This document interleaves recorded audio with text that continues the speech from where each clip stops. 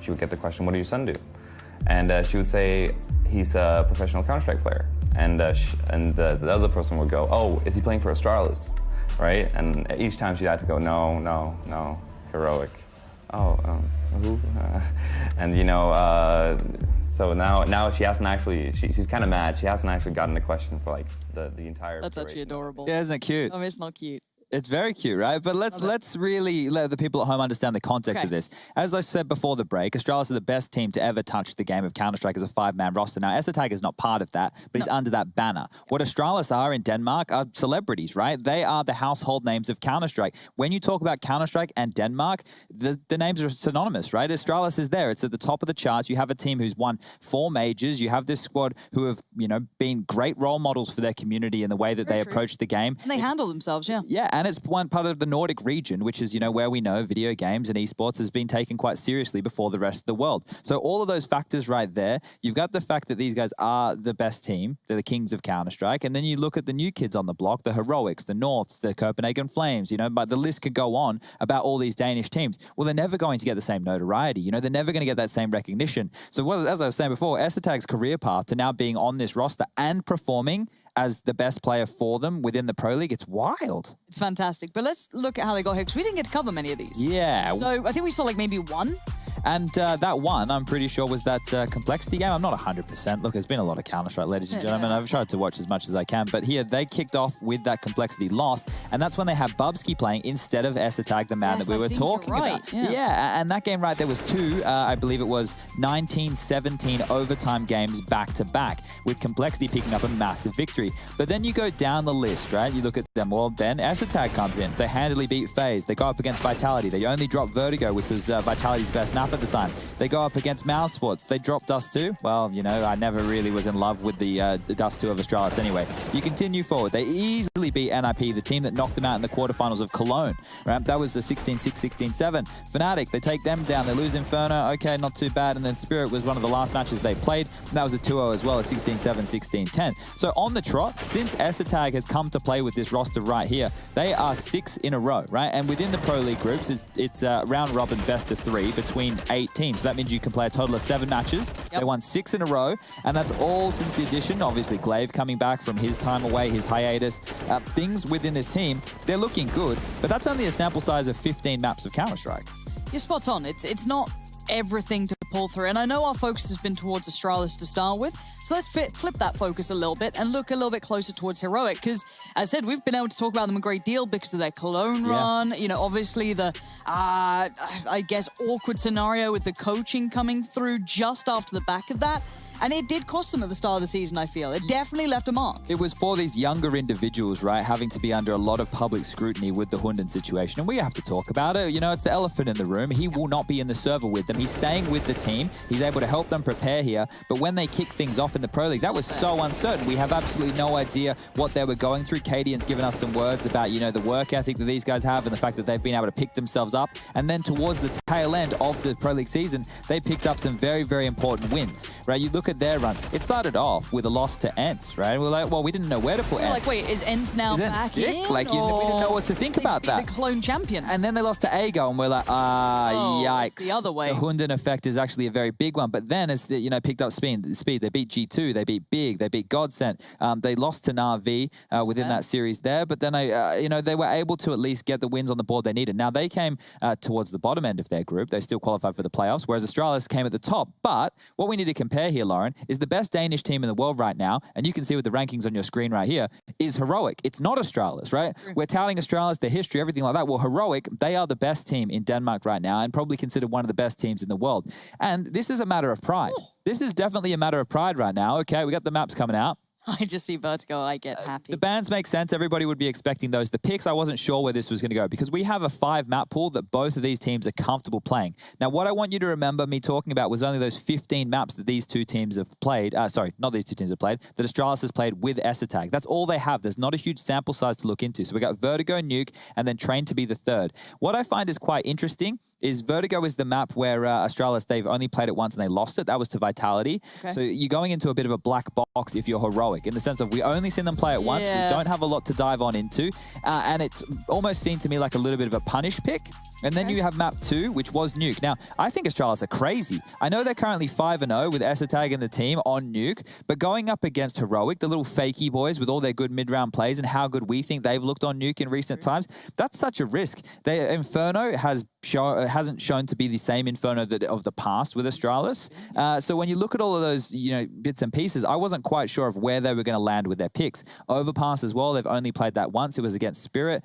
So looking at this veto, I thought that maybe they wanted to go with Train within the first phase. Okay. It's a map they've been picking and looking very strong on since the addition of Esatag. But no, they've gone with Nuke. They're sticking to their guns. And right here, I think that's fantastic. 2 Danish teams. You've gone Heroic? Yeah. What do you mean? They're the best Danish team in the world right now. Why are Astralis going to win? Because they're cute. See how handsome doing all this analysis, breaking things down, talking about the overlapping clip map about, pools. His mum, and now he's finally able to tell his mum, like, I've made it, mum, I'm there. I'm with the big team. I'm playing with the big boys, and makes his family proud. Dude, I don't know. I'm a sucker for a storyline, but it is going to be a good one no matter which way this goes. Heroic currently hold the keys to the Danish castle. Let's see if Astralis can get them back.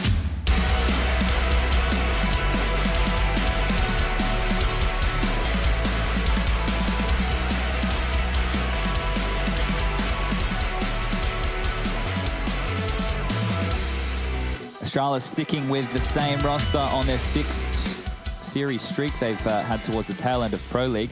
Not making any changes. Zipak's not coming in. Bubsky not coming back on in. And, speaking of going quite quickly, straight over towards middle. Megas first bullet, first headshot. That's another one. Nico's down as well. Pressure on towards Glaive here.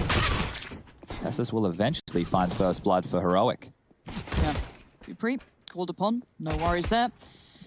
So far, clinical, precision, surgical, you might want to say. 3 remain standing.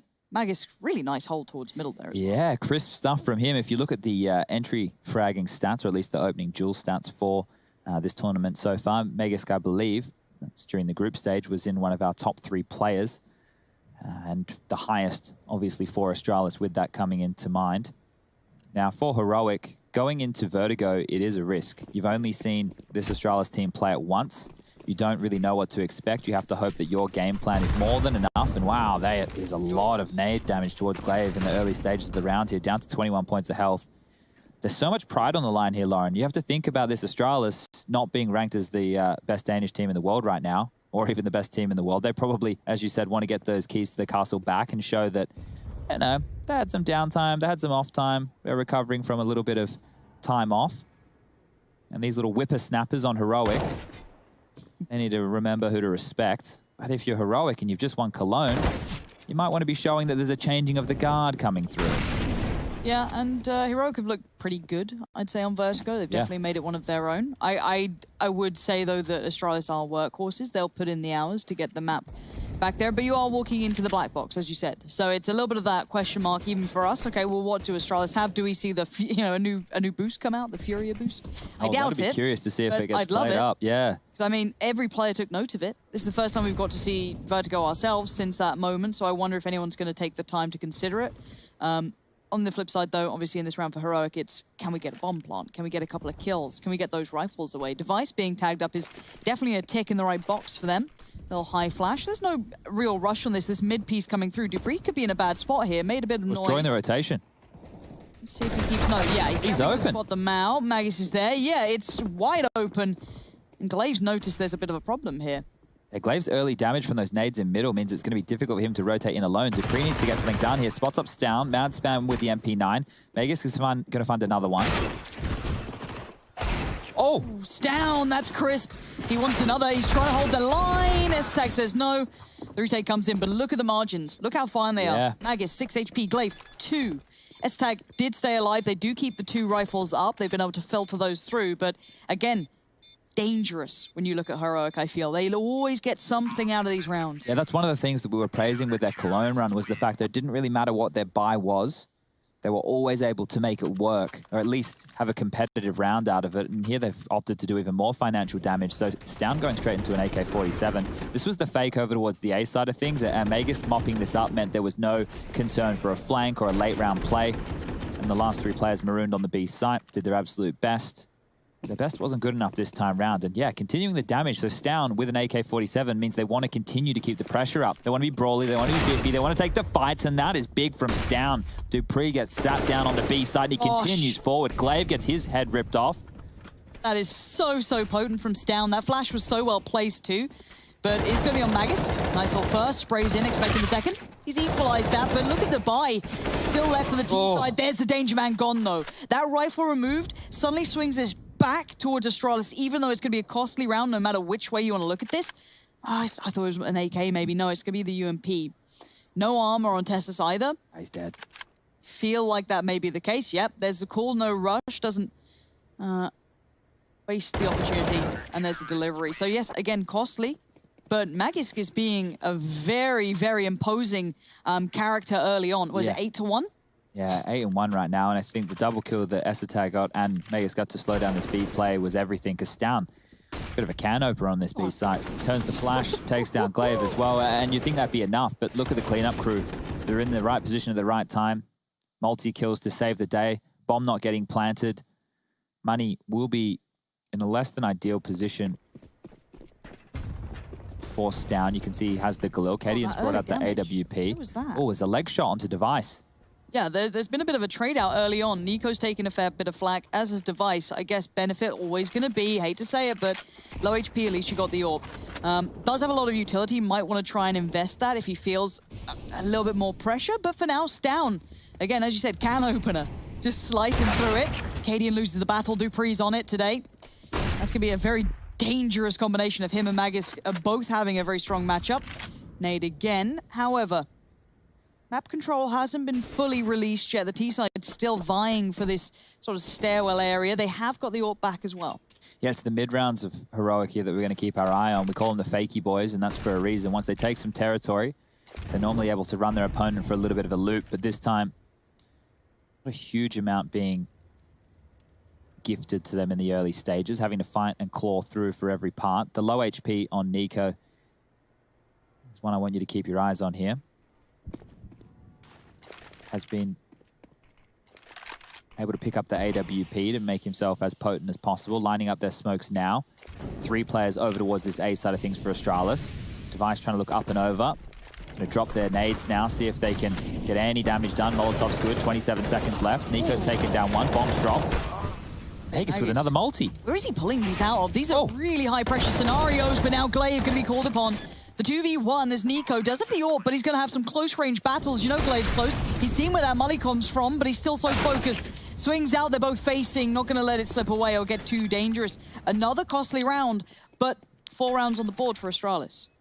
Yeah, and a quick 4 as well. So Heroic are being dangerous in all of these, but you need to convert at some point. We're going to have the max loss bonus coming through because they did lose the pistol. Excuse me, as my voice is starting to... okay? Yeah, I'll be fine. Just looks at me. It's just, it's going. Well, look, we've lost out on Rush today. Yeah, He's no taking Rush. a day off, so Chad's feeling a little alone. You know, his boy's out of there. And, I have some jumpsuits for Rush and I. I'll show you the photo, Lauren. Oh, okay. So, you know, they've been told to make some content. So what that means is Go Chad's well going to play over the silly top. buggers. I really like dressing up. I'm not really into nothing wrong with Halloween it. and stuff. No, that's fair enough. We do have another gun round coming in, but I cannot wait to see that picture. If you could just ping that across, I'd very much appreciate it. Double AWPs out. We do have Dupree on the other, so that's going to be a little bit of a change up now. No real initial damage done. A bit of a chip away at Nico, but that's no problem. They seem very aware of the presence coming from the T side. This is a T side from Heroic that isn't just, you know, push up ramp, try and make the play. Glaive, Hello. too aware. Yeah, we've seen this before from Heroic. So Glaive being set up in this position is going to play spoiler on Burr up early. Molly. Oh, what? Nico. Head on a swivel. Glaive goes down. Another opening for Heroic. Molly to delay. Dupree now getting forced into the site. Flames everywhere. 3 mollies down right now. CT's doing everything they can. And look at Burr up taking more space. Another headshot for him. As look at this. Dupree's going to get decapitated as well. Oh, that's so quick. So precise. And now the last 2 for the CTs, as these rounds have been a little costly. Wait, how? How has this happened? How is Device still relevant to this round? That's the bomb now loose. It is a 1v3, but the bomb's on his side. If he can somehow make this more dangerous, I'd be amazed. Nico has a smoke, right? And he's coming over now from the B side of things. If he just drops this over towards the ramp, it should negate Device. Now, there's no reason for them to pick just yet. 30 seconds left on the clock. No need to get ahead of themselves. They would want to take this rifle away. So you can see this almost like a CT side of retake smoke that Nico's just thrown on out. That'll take the line of sight the Device had out of the equation. Another smoke for Stown as well. So they can... Oops. All right, they will be planting, and it's going to be on the elevator room side of things. So this means Device now has a couple of options. Save or go for a 1-on-3 that seems very unlikely to win. And as Mr. Consistent, he's going to tank that AWP and get on out of dodge. Heroic, their economy isn't built to go for the chase, but I would say that it might be worth trying to sniff him out because he was close. So you can see now Stown push down in towards the forklift room. And Device here over towards T-Spawn, just trying to hide anywhere he possibly can. At this point, Stown will have lost him, and it's going to be much more difficult for him to find where he's moved on off to. Going up that ladder room, he's going the wrong place. So AWP will be saved. Dupree has enough money to buy. Glaive, Esatag, and Magus, not so much. Device can drop across a rifle here if they want to go for a scrappy round. But Heroic there, that was all on the back of Borup. Well, Nico's entry, I suppose. You can see this little boost that they're going for. Nico jumps on up. Oh, gets the shot there onto Glaive, and then Borup pushing forward using that smoke to his advantage, finds 2 key frags, and that's the round done and dusted right there. But you can see how much room Heroic were taking across the map on all fronts, and that's why we got into that awkward situation with the bomb going down to Device over on the A side of things. But they're on the board now, Heroic. And coming into today, we had GG.bet odds favoring Astralis. Now, I think a lot of that has to be put in merely on namesake. We haven't seen these two teams go head-to-head in recent times. The last time they played was back in May. That is after basically a month, I would say it was, of Nico just joining this team. And they played 2 maps. One was a 16-14 and one was an overtime game. And that is after they just joined. Now, obviously, the roster for Astralis is different. They've had to bring on in some newer names for this 7-man roster that they are now rocking. As we get back underway, the guns are back out. They've been able to make a buy work. 2 M4s, a Deagle, a UMP, and then that saved AWP of Device. Lots of smokes, but no real Molotovs to work off, as Dupree's taking a lot of space here. That flash will be heard from Nico. Very filthy angle that he's holding. And here's the danger man. All right, Device, this gets scary. Yeah, Tessus somehow finds that pick first. Considering the angle, that wasn't going to be easy, but he's done very well with this. That suddenly opens up a great deal of opportunities for the T side now. Esatag obviously was the one with the Deagle, so that side is looking a little lighter for defense, but Glaive and Magus are both here. Now Esatag's getting a little cheeky. I guess he feels like he could try and maybe get some pressure, maybe even recover the AWP if he got very lucky. Look at all this space. They're not being fakey boys today. They're just taking all the room that's been offered up from Astralis and punishing them for it. The B-bomb site's open. Stown is going to confirm that in just a moment. The timing on this will depend on where Stown's looking as Dupree is coming on. That flash gives away Dupree's position. So on high alert now is Stown, and you know nobody's close because of that flash. And they might just go for the 4-man A save. It's not the wrong play by any means. Astralis are the definition of percentage Counter-Strike. You will see them whenever they know that a scenario is lost or they're better saving onto their guns to take a battle in another day, they will do exactly that. The chase from Stown is already here, so the play-by-play, Lauren, I think it's coming in one of these save rounds again. Well, the initial threat's been removed, but here comes the bigger problem. As I said, Stown. Now, they did get the AWP back. That's with Esatag for now, but Dupree's going to get probably the next check here, unless Stown... Oh, that's a freebie on Magus. Really didn't expect someone that close by. Esatag trying to hold towards ramp. Getting on the other side. Big tag on him. Esatag's going to push it. Oh, didn't get anything out of it now. All guns lost. Great chase from Heroic. Yeah, and they did that very well, containing Astralis there towards that ramp position. Taking those weapons away, you can see what that's done to the economy. It was the $1,900 loss bonus coming on through. So the most money they had was Magus on 2,200, and they've actually opted for the 4-spy. So not wanting to just take the save, get the 2,400 through, and go for a bit of a lower gun round situation. They want to continue to tussle for the early economic control. And if they lose this round right here, they will have to take a save in the next, and that's going to allow Heroic to tie things up. Now, we don't really know where this sits in the map pool for Astralis. All we know is with Esatag, they've only played it once, and that was a loss to Vitality, 16-9. So a little bit of a punish here from Heroic, but they need to play their game, and this is going very well against the 4-spy. Finding another opening over towards B. Chunky nade, though. suddenly makes those deagles a bit deadlier. I guess Testis is also in that danger range. Here comes the fakey boys. There they are, but Glaive could be in for some fun if he gets the information here. He can just hold this. It's a good weapon for the job. Certainly his little snapping turtle. Also means that you can stay postured where they were. Right, first bit of contact. Okay, that's suddenly going to open up that big question mark of where are they going then? Because they still have players postured up middle as well. Stound's in a great position, slicing them right through the middle. No chance for those deagles to get into position. Magisk catching Stound unawares. Pressure's coming from ramp right now, so Stound was just cutting off the rotation to make sure he didn't go on down, and that allowed his teammates to get there and potentially deal with Magisk. They didn't need it. He was able to quell it himself, and now pushing forward Cadian. As that Mac 10 would love the kill bonus that he can get with that bad boy right there. Am I saying that he personally hasn't had a win against Astralis in a long time? Oh, right? yeah. Like, wasn't there like some mad stat that you were saying? Cadian hasn't beaten the core of this team in 5 years. So if he's able to do it here today, it's going to be quite the victory. He's been happy before. We've seen the man with big smiles on his faces, tears of joy running down his face. But today, really, I want to paint this picture of national pride. Like, I get that, you know, it is just a... Well, actually, what am I talking about? It's a playoff match in ESL Pro League Season 12. It's a big deal. And Heroic have a chance right now to show that they are the best Danish team. Those rankings are not flawed. This will be the eco coming through from Astralis. Should be seeing Heroic even things up 4-4. I'm really curious to see Nuke. I think Astralis are crazy. I can't believe they picked that into Heroic. We'll see if there's method to the madness. I'm sure they've got a reason. There's an overlapping map pool, right? So all 5 of these maps that we had up for grabs today, which would have been Overpass, Nuke, Train, Vertigo, and Inferno. Both teams, they'd be comfortable in playing any of them. Dust 2 and Mirage are the standard bans. Dust 2's Heroic's ban. Mirage, Astralis removes time and time again. And when you look at that, when you look at how these map pools overlap for a series like this, we consider Heroic to be quite structured, but have these fantastic mid-rounds. Obviously, Astralis, they're the team that really brought such things as, you know, the potency of flash assists and utility damage. I mean, I'm going obviously back 2 years to 2018 when they reshaped the way we appreciate and watch the beautiful game of Counter-Strike. But they're the ones to always be changing the way we watch, right? You have to think about this, the 7-man roster now. There's obviously the burnout factor that comes on through. This makes them harder to read. I mentioned there was only 15 maps played with Tag up until this point. And an opening for Cadian. So, geez, there's been a lot of openings within the early stages here for Heroic.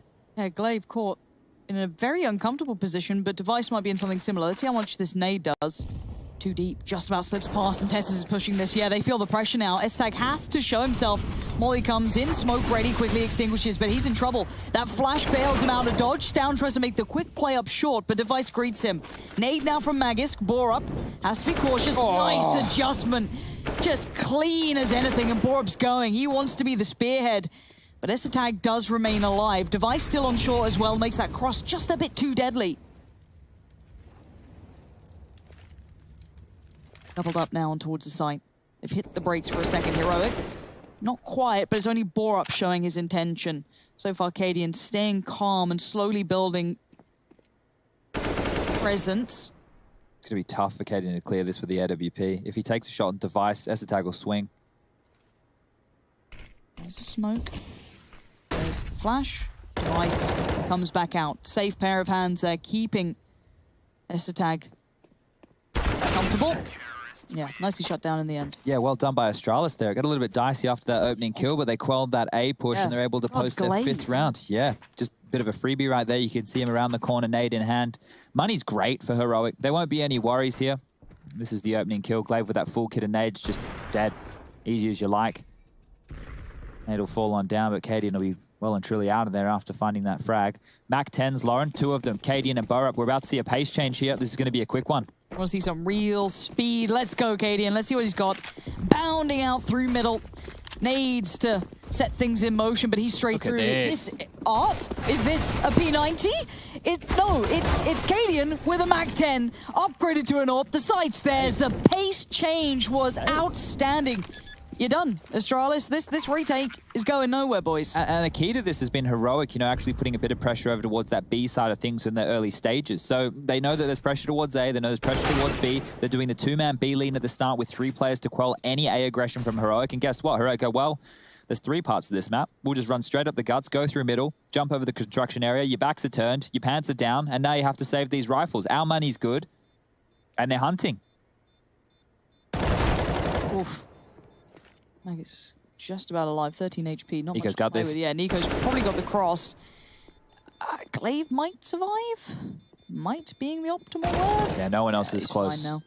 But yeah, I love that. As you're so right, just kind of conditioning them to have to respect the fact that they do pressure both bomb sites, right? Yeah. So eventually, of course, Astralis then have to account for that. They can't have that, you know, swingman being comfortable in middle because it hadn't been tended to in a while.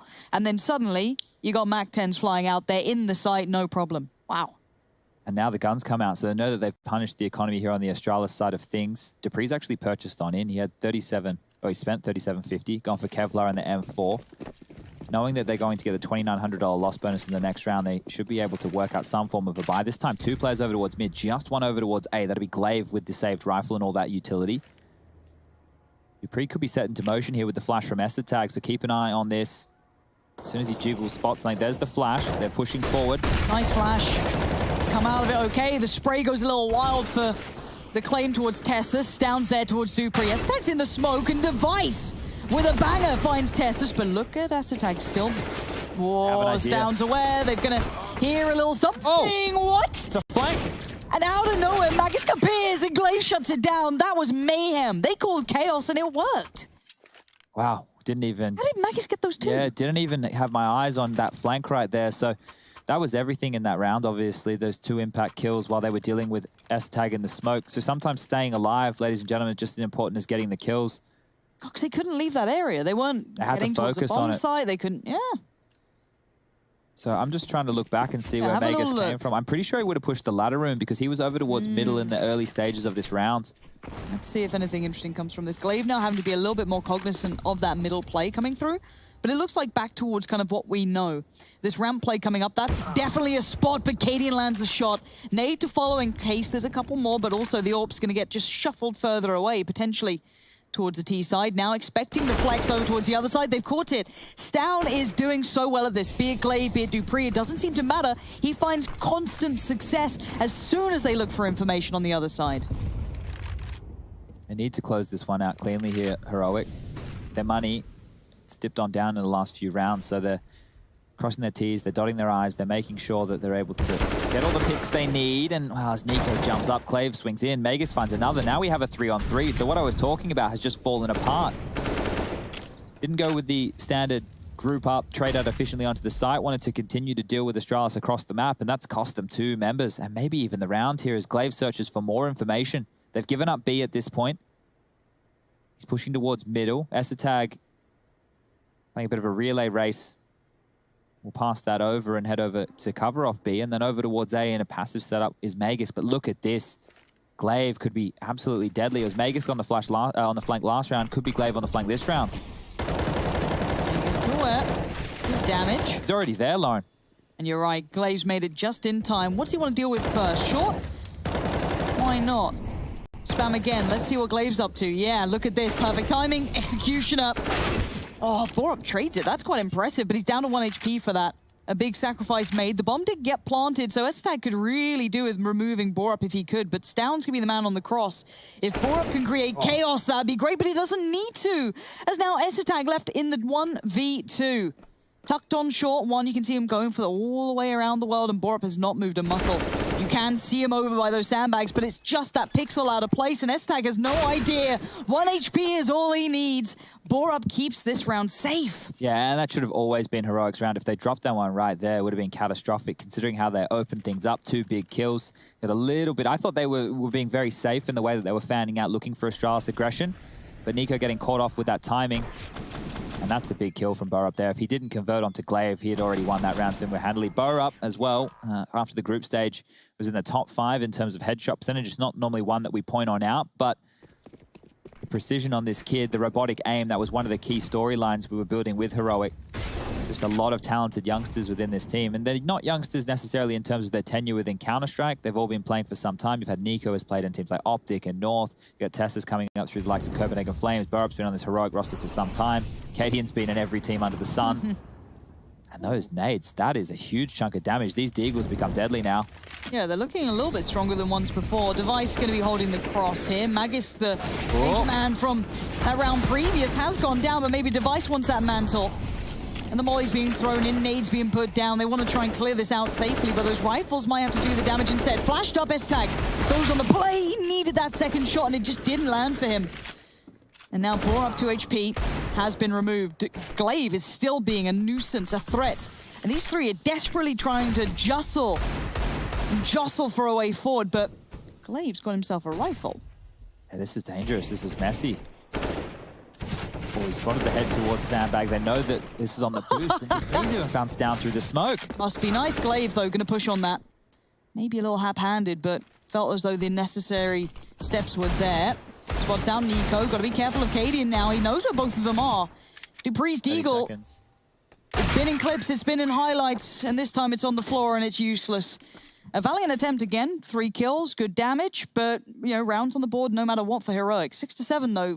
How do we see this map at the moment? I guess we don't know Astralis' T-side, so it's hard to account for that. Yeah. It feels T-sided. Yeah, and that's one of the things that we've been discovering with Vertigo, still the newest map within the pool. We're not quite sure exactly how it pans on out just yet, but the stats are leaning towards it being more of a T-sided affair. And now, not by much, right? We're not Still saying close. there's large margins, but on the T-side, getting those 8 rounds, I would say, is probably the starting point for a win on a map like Vertigo.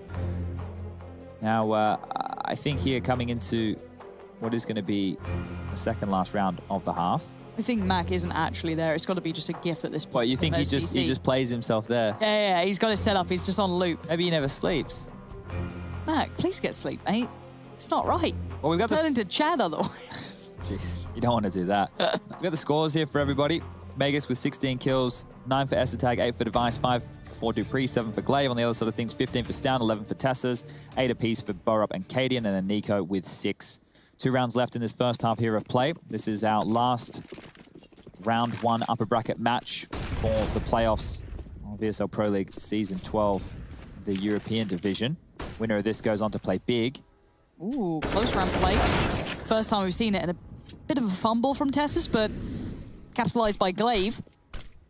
Was a bit of a gap in the smoke he was looking to try and play with. Dupree's got to be careful. He's not necessarily isolated. He does have Magus there, but there's a fine balance. There's about to be 2 more there as well, Lauren. So this is going to be well handled by Astralis. Now Molly comes in, forced to fight, can't make it away safely. Borup's going to punish that, but investment of utility. These 3 players, how much room do they have?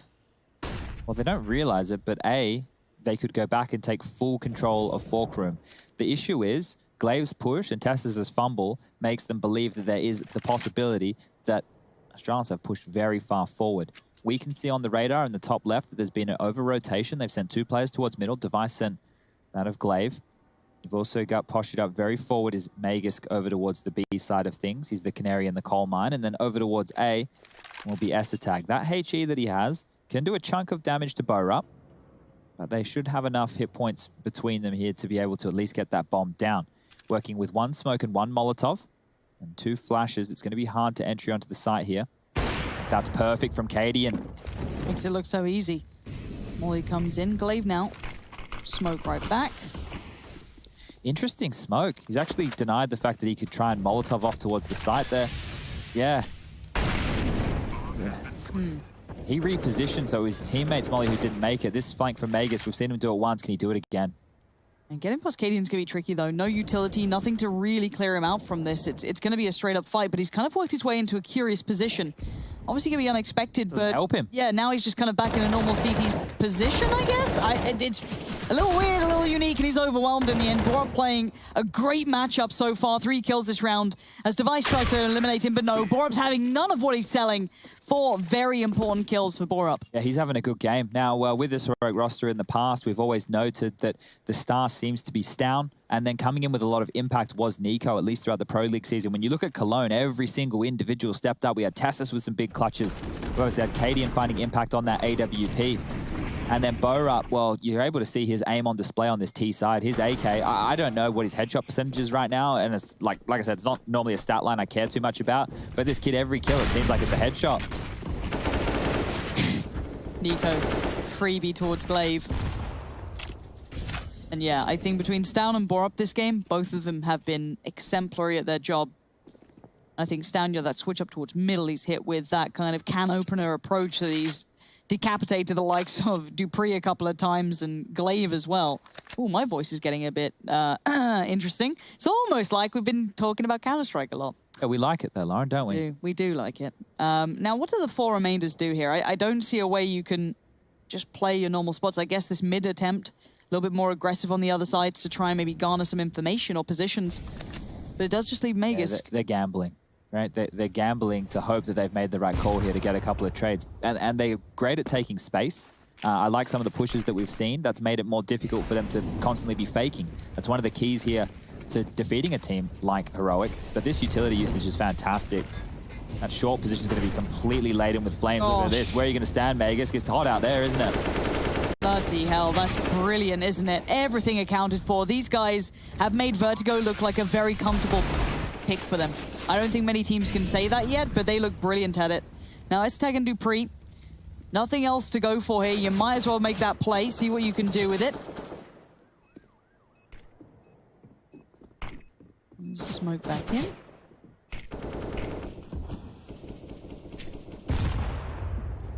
No offers being made, really. Those rifles keeping these two done. Yep. And there goes Dupree, and it looks like Esteg probably going to be soon to follow.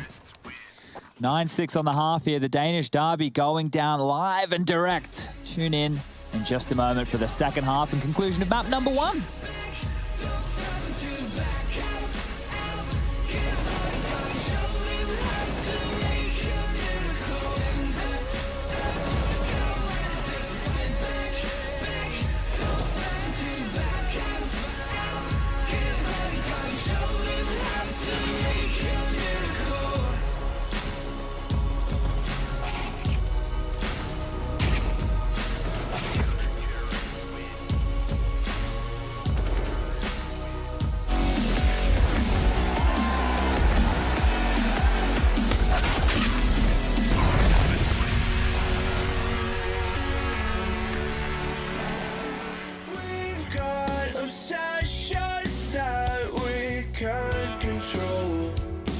The heat, but we don't want to let go. We answer questions that we ask alone. I hear the words, but they're coming out in echo. So, would you give up the fight if you had no time to even surrender? Would you give up your rights and let your life slide away?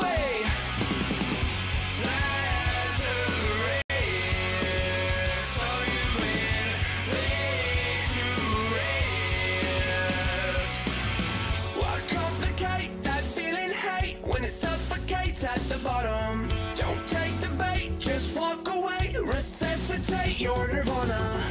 I feel a way I've never felt before. I finally found what I'm looking for. So, would you give up the fight if you had no time to even surrender? Would you give up your rights and let your life slide away?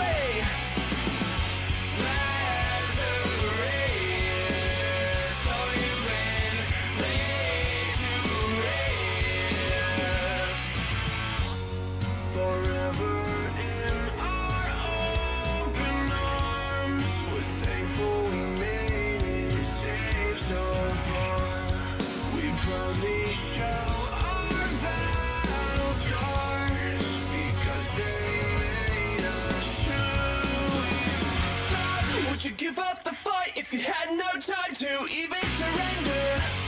Would you give up your rights and let your life slide away?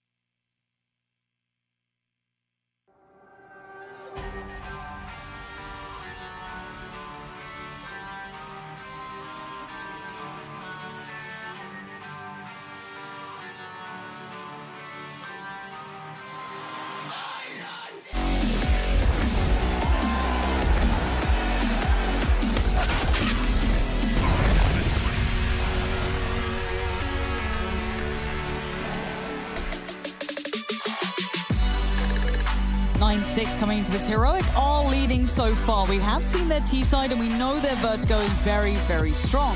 Now, what we don't really know is what Astralis can bring on their T-side. That's still a little bit of an enigma. We have seen a couple of goes of it, but it really isn't enough to truly understand how much work they may have done recently. So this should be eyes on Astralis. Let's see if that T-side has been refined and what they've been up to in those last couple of weeks, couple of days, maybe building a little bit more towards this T-side. Lots of utility here. This smoke from Magus being set up from spawn, a double boost over towards the wooden boards at B, and Stound's going to have a lot to deal with. There are two players over towards middle to rotate over towards us quickly to help him and Burrow. Here we go. Yeah, Stound though, completely unflashed, unfazed. Gets a 1-for-1 trade out, but Borup's still there, and he's actually doing pretty well for himself. Gonna slow them down, still buys time for the reload. Nice little swing from Borup, and they can't make it off the stairwell. Locked in, trapped. A nice idea, but the execution didn't come through as well as they'd like. Cadian's going to be in position to hear this. So he's hearing the steps up the ramp very, very quickly. Going to tuck in plain sight. They're splitting one up through the short position. It looks like it's slowing down from that of Glaive. They're seeing what they can find. Smoke will come out. Magus to sell this by himself. Cadian's forward enough to deal with this. If he goes down, we might have some problems. And now that Magus has fallen, it is just Glaive. There goes the speed up. Tries to run it all the way back. He wants to plant. That's all he wants. If he can get it down, it'd be a miracle. Borup and Nico are both there. Catching the cross. There's one. There's two. Nicely handled by Heroic. Again, comfortable looking for them. Yeah, and no plant here means going into the second round of the second half, round number 17. They shouldn't have too many dramas ahead of them. Can still be the force buy from Astralis, but I would say without getting the plant here, the percentage players take the eco, get the AKs out in the next round. Score 10-6 now. Let's see how far in the hole they want to dig themselves. As if you're tuning into the fan cams, esl.gg/fancam if you want to join on in. It will be that save, a P250 in the hands of S-Attack. Everybody else just with the Glocks. And, well, let me explain this phenomenon to you, ladies and gentlemen. Yes, they've invested only $300, but what they can do by whittling down the clock, by taking their time, is allow Heroic to expend all of their CT-sided utility, their protocol nades, their deep smokes, their flashes for territory, their molotovs to delay rushes. Now, the idea here from Astralis, they know they're probably not going to win a round like this, but they can keep it as costly as possible. Knowing in next round they get the $2,400 loss bonus, they will be able to buy AKs with light utility themselves, or if they want Galils to get up the full set of nades.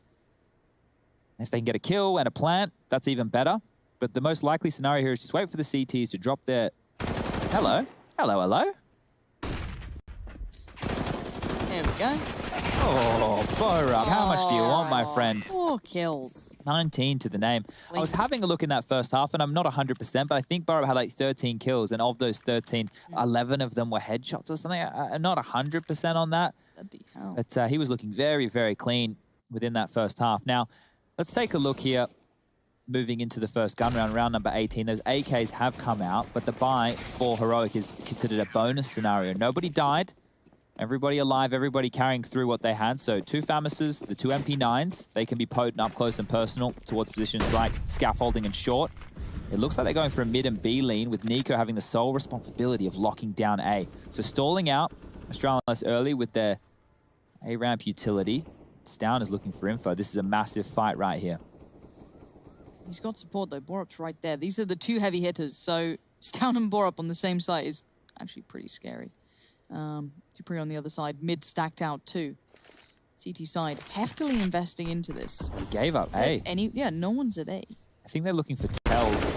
Nice, clean enough for Dupree as well. 89 HP, gets to be quite happy with that. Now Borup is still here, so the information's retained. They're not too worried, but he's going to probably just find a bit more of a safe angle to sit in. Yeah, and look how much room Device has over towards A. The fact he's already pushed up short, he's got complete control now, clearing on off, he can see nobody's home. So a full retake could come through from the likes of Heroic with a late Borup flank, but the fact that they do have a man down and Device has pushed this far forward means that Astralis don't need to expend too much utility. Cadian needs to be considering his angles here. Device. It's a big kill through the smoke. Look at all their nades, Lauren, to set up for a retake here. Molotovs, HEs, smoke grenades. Oh, the nades fluff there. It could have been a kill. That second one, yeah, you think about it now. Dupree's on only 20 HP after a little bit more spam came into play. But yeah, if that second nade had actually landed, hey, that's a 4v3 to start with. But let's see what that utility looks like now into motion, considering there's so much left of it. Smokes, mollies, flashes, grenades, they've got everything, but they still can't get past Device. Taking down Nico, forced out of position, turns the flash, gets back into it. Tessus does cross through, but there's Boar up. Glaive's gone down, so the point man's there, but yeah. Kit's going to be a factor, and the lack of one's going to be feeling a little severe at this. Device again, another kill. 3 for him now as time dwindles. I think Cadian knows. Let's see if he can make it costly. Gets one on the way out, but the round will go to Astralis. Yeah, decent work there from Heroic. Everybody dying on the Astralis side of things, and check out their money right now. 3 players, only 3,500. Device and Dupree with a little bit more. Just above that 4K mark. And I said it was a bonus round for Heroic. So they didn't have to invest in anything other than utility. And that's going to mean that coming into this next round of play, even after losing round number 3, they will be guaranteeing themselves more of a potent buy. So the damage, great stuff there from the side of Heroic. But even an opportunity for them to have won that round. The retake did look a little bit sloppy in stages. A couple of missed nades and bad timings. No kit as well. And Esther tag almost finds the opening on Stown. Bit of damage done. Down to 74, has to put him on notice. And you can see the omission with some of these buys I was talking about. Device down to a Deagle.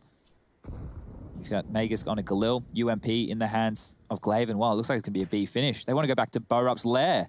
I'd probably be avoiding that, considering how good these two have been. And yeah, Borup's going to make light work of the first 2. They do eventually break in off the back of Device's Deagle doing well, but now it's a 3v3. Tessus is well and truly aware of the danger here. All 3 players for the CT side.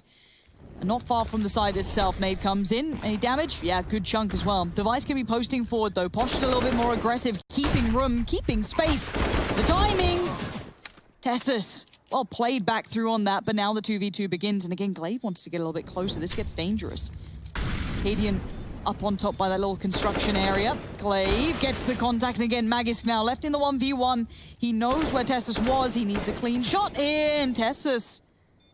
Round and around we go, and Tessus on the absolute Ferrari peek out of the generators is going to get the defuse. Device has been quite instrumental on some of these T rounds. I know that we're only a handful of rounds into the second half, but the space that he's taking and the way that he's trying to shut down these retakes, normally Device is the man you see in the AWP in the backlines once they've taken a site, ready to sweep on through and close things down. Well, on a map like Vertigo, T-sided AWPing, not the easiest thing in the world, and this is huge from Tessus here. You know, winning a one-on-one, we were talking about this man as the clutch factor in certain games over there in Cologne. You can see what this means to the boys. Like, this is a huge situation for Heroic to find themselves in. Going up against the kings of Counter-Strike, we're not just talking about an Astralis here, you know, who were once upon a time the greatest team in the world. We're talking about the team who in their country are revered as celebrities, who everybody wants to be on this squad.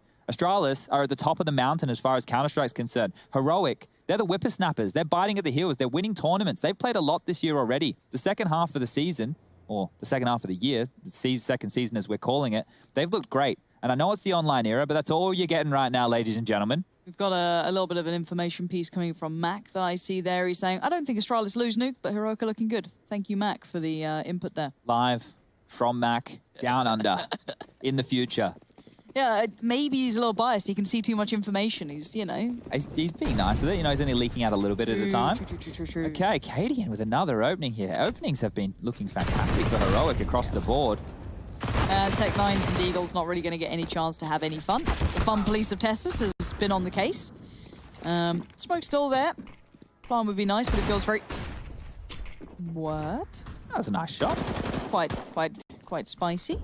Glaive. Up. Gets it done. Okay, it's a 1v2. Like, I'm not taking this... Like, the seriousness of this round didn't really kick in until I'm like, it's a 1v2 and he's got himself a rifle and a good bit of time to play with. Yeah, the only thing he's lacking here is armor of any variety. Yeah, that's true. Cadian having the AWP, though, there is a window. If Cadian misses, can be immediately punished by that of Glaive. And with the smoke, Glaive could even buy himself a little bit of room to get that bomb down. So back over to B he will head. A little bit of sound cues being given up. They will hear that. They're going to find themselves in the right place at the right time. And now he needs to cross the gauntlet. Hasn't dropped the smoke on out. Jumping into the hands there. Cadian does miss. Now there's a world where Cadian kills him with the AWP. So lucky I didn't finish my sentence completely there, guys. There was no pause. We'll edit that out in post. As at this point, well, the money has been kept honest for Heroic. Take a look. Stown's pretty low on cash. Nico the same. Tessus has enough to get a rifle up, but it will mean there's not too much utility behind this unless he opts for the FAMAS.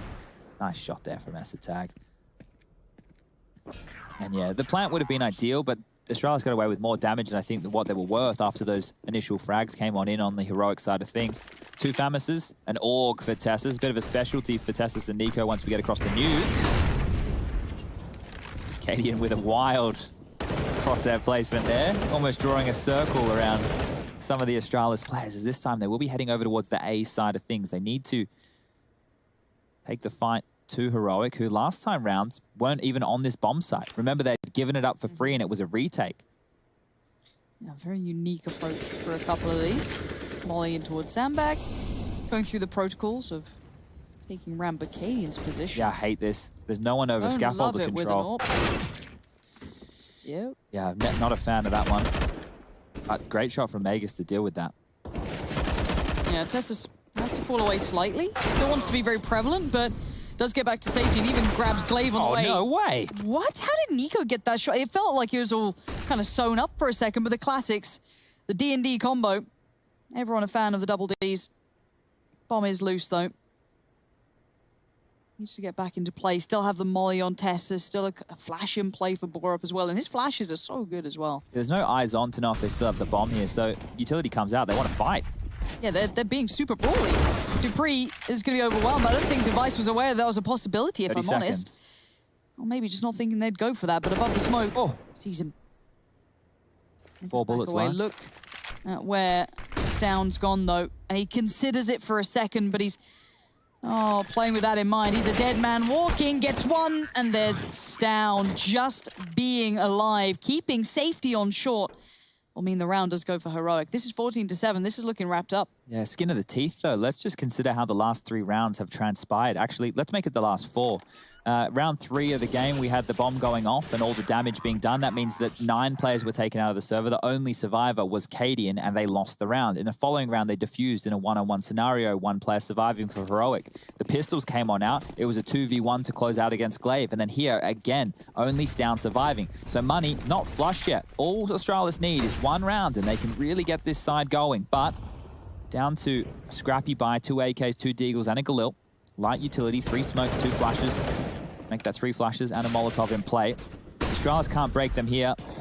It looks like we'll be moving on to nuke quite swiftly. Oh, the space. Device can punish. Timing, hasn't he? Yeah, 1. Oh, the second was close on that, but Borup's still there. Borup keeps every round looking pretty competitive. Cadian now plays him from the sandbags. It's all still deadly. We're down to 3 for the T side, trying to play it back through. Keep in mind, Dupree did only have a Deagle, now got the AK. So it does get a little bit more likely, but they have no utility barring that smoke that just got put down to make anything other happen with. Yeah, and the bomb looks like it is going back around towards scaffolding. So by the time Dupree gets on the site, the smoke will have roughly 10 seconds left, and all 3 CTs are postured up. You can see Stound looking at the sky, ready to throw his smoke. Nico to spam. Damage done, but not enough. 2 players locked in on short, though. Magus trying to get across, can't do it. Dupree tries to have a go at it. He does better. Takes Nico on the way, but Device going to get close. Oh, seen through the smoke. Borup just on the very outskirts, and he's sticking this. Dupree needs to deny the defuse, and he can't do it. That is Heroic looking very good again. These guys are so composed on this map. Yeah, in these retakes, they seem like they have a very good idea of how they want to handle Astralis, who now, last round of the first map, potentially on the cards. They will be buying on in. That plant's fantastic for their money. They're working with the max loss bonus scenario of 3,400. And get all the goodies they require. The AK is the utility behind it as well. Heroic, keeping them to single digits. That could be quite the story moving into map number 2. We're up 25 kills. 21 for Stound. 20 for Tessa. Stound with another. Make that 22. Astralis down, another opening here. Oh, Tessus might get a freebie. Tessus gonna be loving this. Yeah, that's comfy. That's the bomb again. Thank you so very much. unfazed, backs away, smokes up. That is a huge win for him there. Back of 1 kill. What does the nade do? Take that S attack. Oh, somehow doesn't do the damage. Glaive outdone. Nico's on it. It looks like Heroic have truly turned up to play. This means a whole lot to the underdogs, but they just won Cologne. Can we call them that anymore? I don't know. But no matter which way you want to call it, Heroic pick up map number 1. Now, nukes on the horizon. Who knows where this one lays, but Heroic have got to be feeling themselves after that win.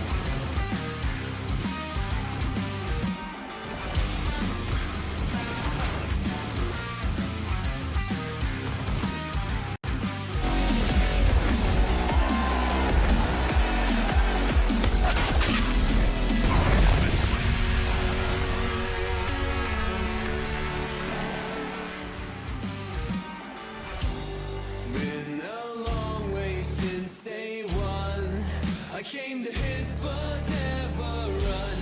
I would take on anyone.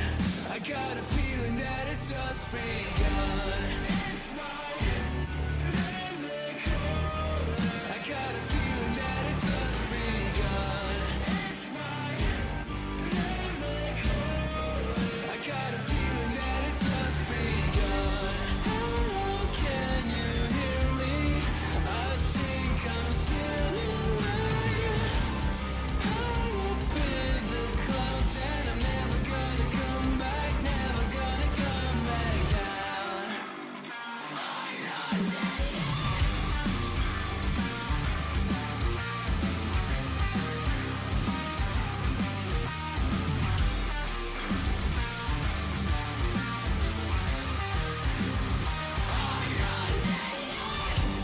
I won't hesitate.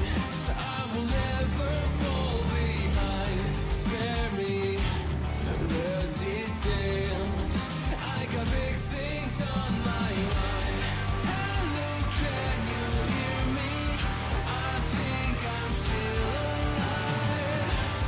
High up in the clouds, and I'm never gonna come back, never gonna come back down. Hello, can you hear me?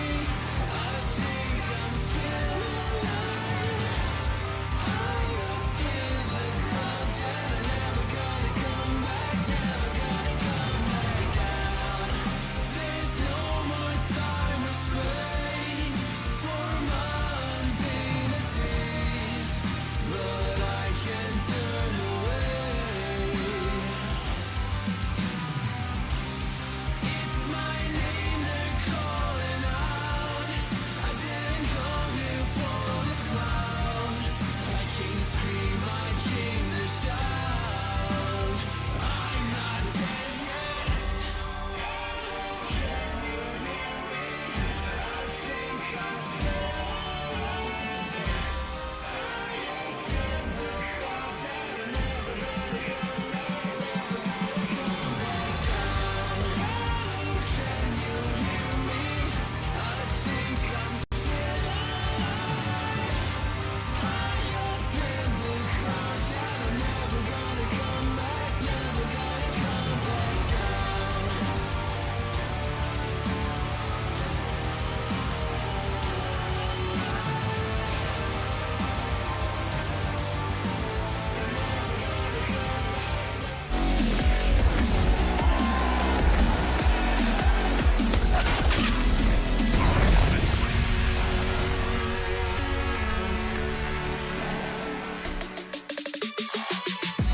Well, that 9-6 half that looked almost competitive kind of fizzled away. I think we're seeing why Heroic have lent towards Vertigo quite often. It looks like a great map for them.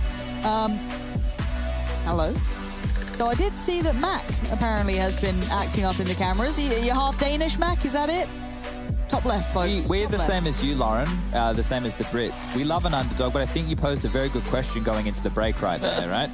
Oh, look at him. He's really they're giving like, it some. They're like karate chops. I don't know what was going on there. That was an interesting It's a lot celebration. happening. The whole, we do like a whole scarf above your head thing in Australian football. So Yeah. maybe, I don't know, maybe it was slightly Maybe inspired that was there. it. I see. Yeah, Heroic are not the underdog by any Not. means, right? And It's this just is like the when thing. I look at the two teams, my mind goes, it's Astralis though. Well, I would put these two teams on almost parity, right? And the reason Yeah. I would do that is because the pedigree cannot be denied on Astralis. The fact that they topped their group, the group of death, in Group B, right? You can see the names in their phase, NIP, the list can go on, Fnatic, all the big ones.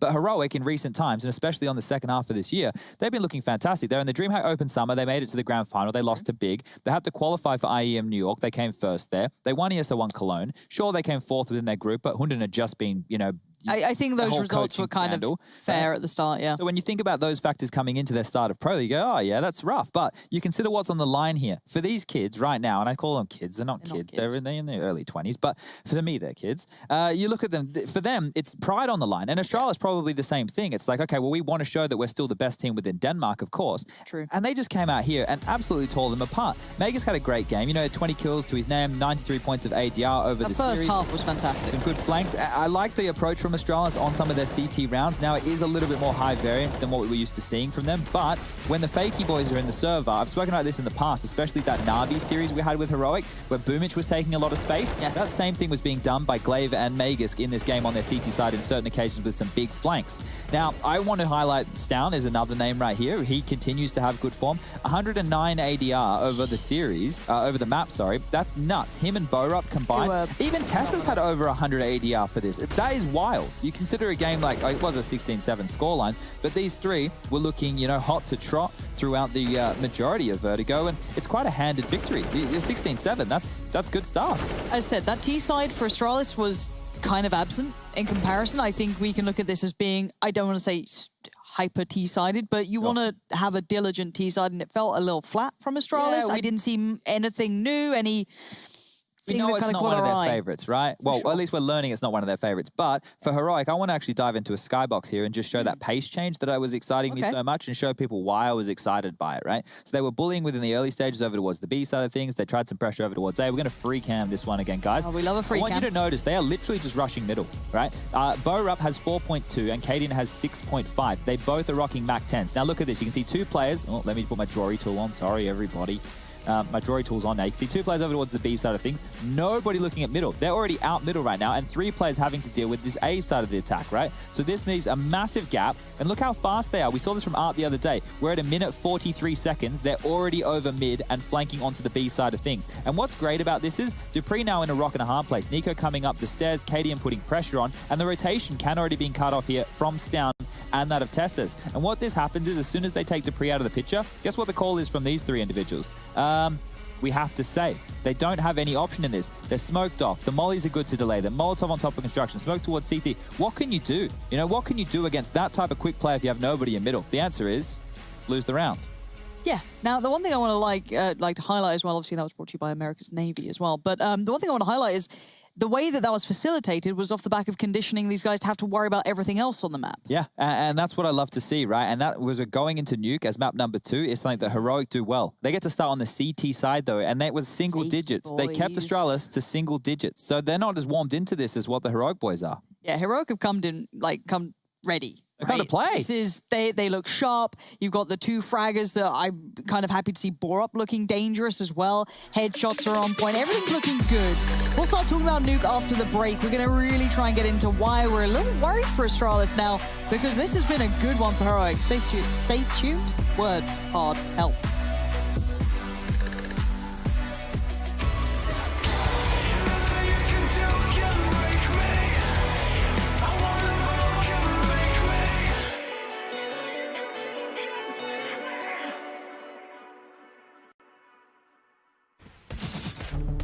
With the right CPU, you can turn any game from familiar to phenomenal. Unleash the potential in all your gaming with Intel 10th Gen processors. With its optimal balance of threads, cores, and frequency to deliver elite real-world performance, only Intel can bring Marvel's Avengers to life with in-game PC optimizations. Supercharge your Marvel's Avengers experience with Intel Core i5, i7, and i9 processors.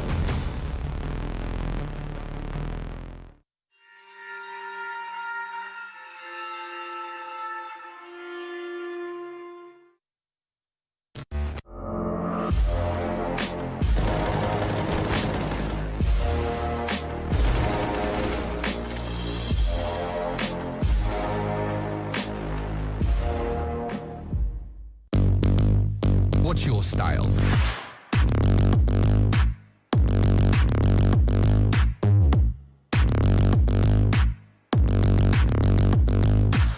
Get your merch at shop.eslgaming.com.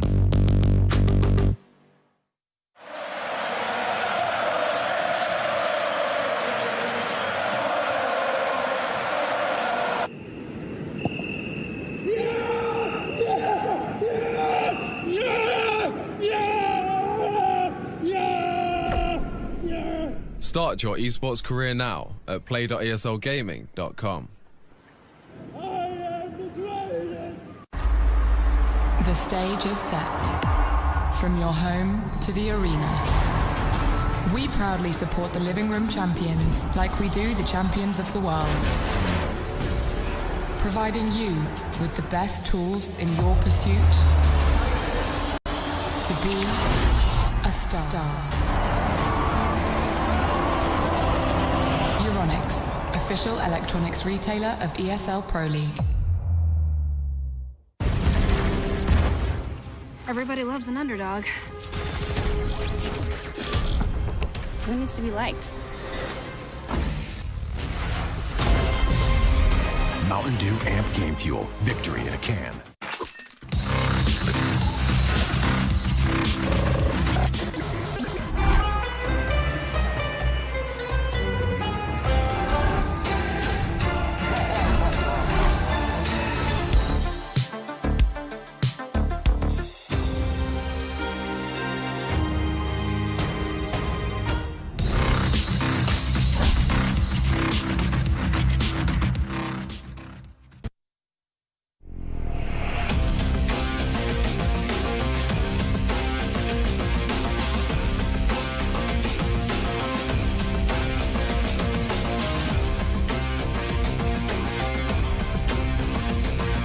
Your favorites will play soon.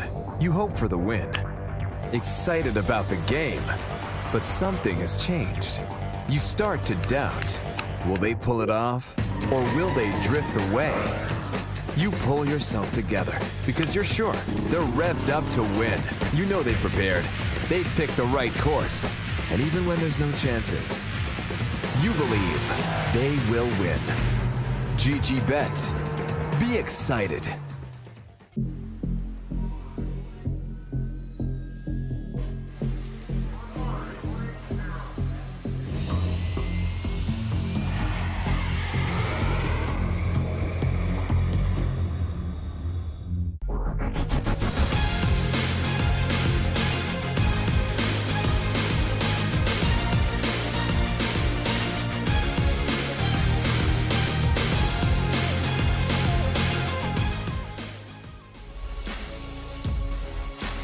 Stand up, you've got what it takes to fight back. Don't stop until you black out, out. Stand up, you've got what it takes to fight back. Don't stop until you black out. Keep holding on, showing how to make your miracle. Stand up, you've got what it takes to fight back. Don't stop until you black out. Keep holding on, showing how to make your miracle.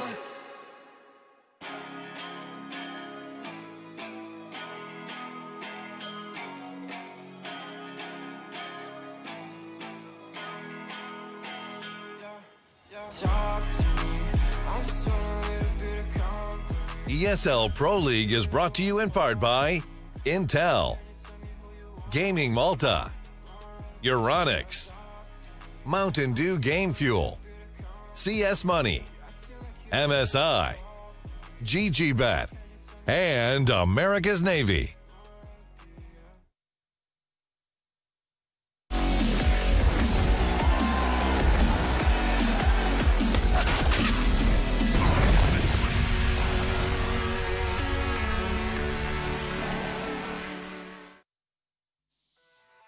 All right, map 2, it's Nuke.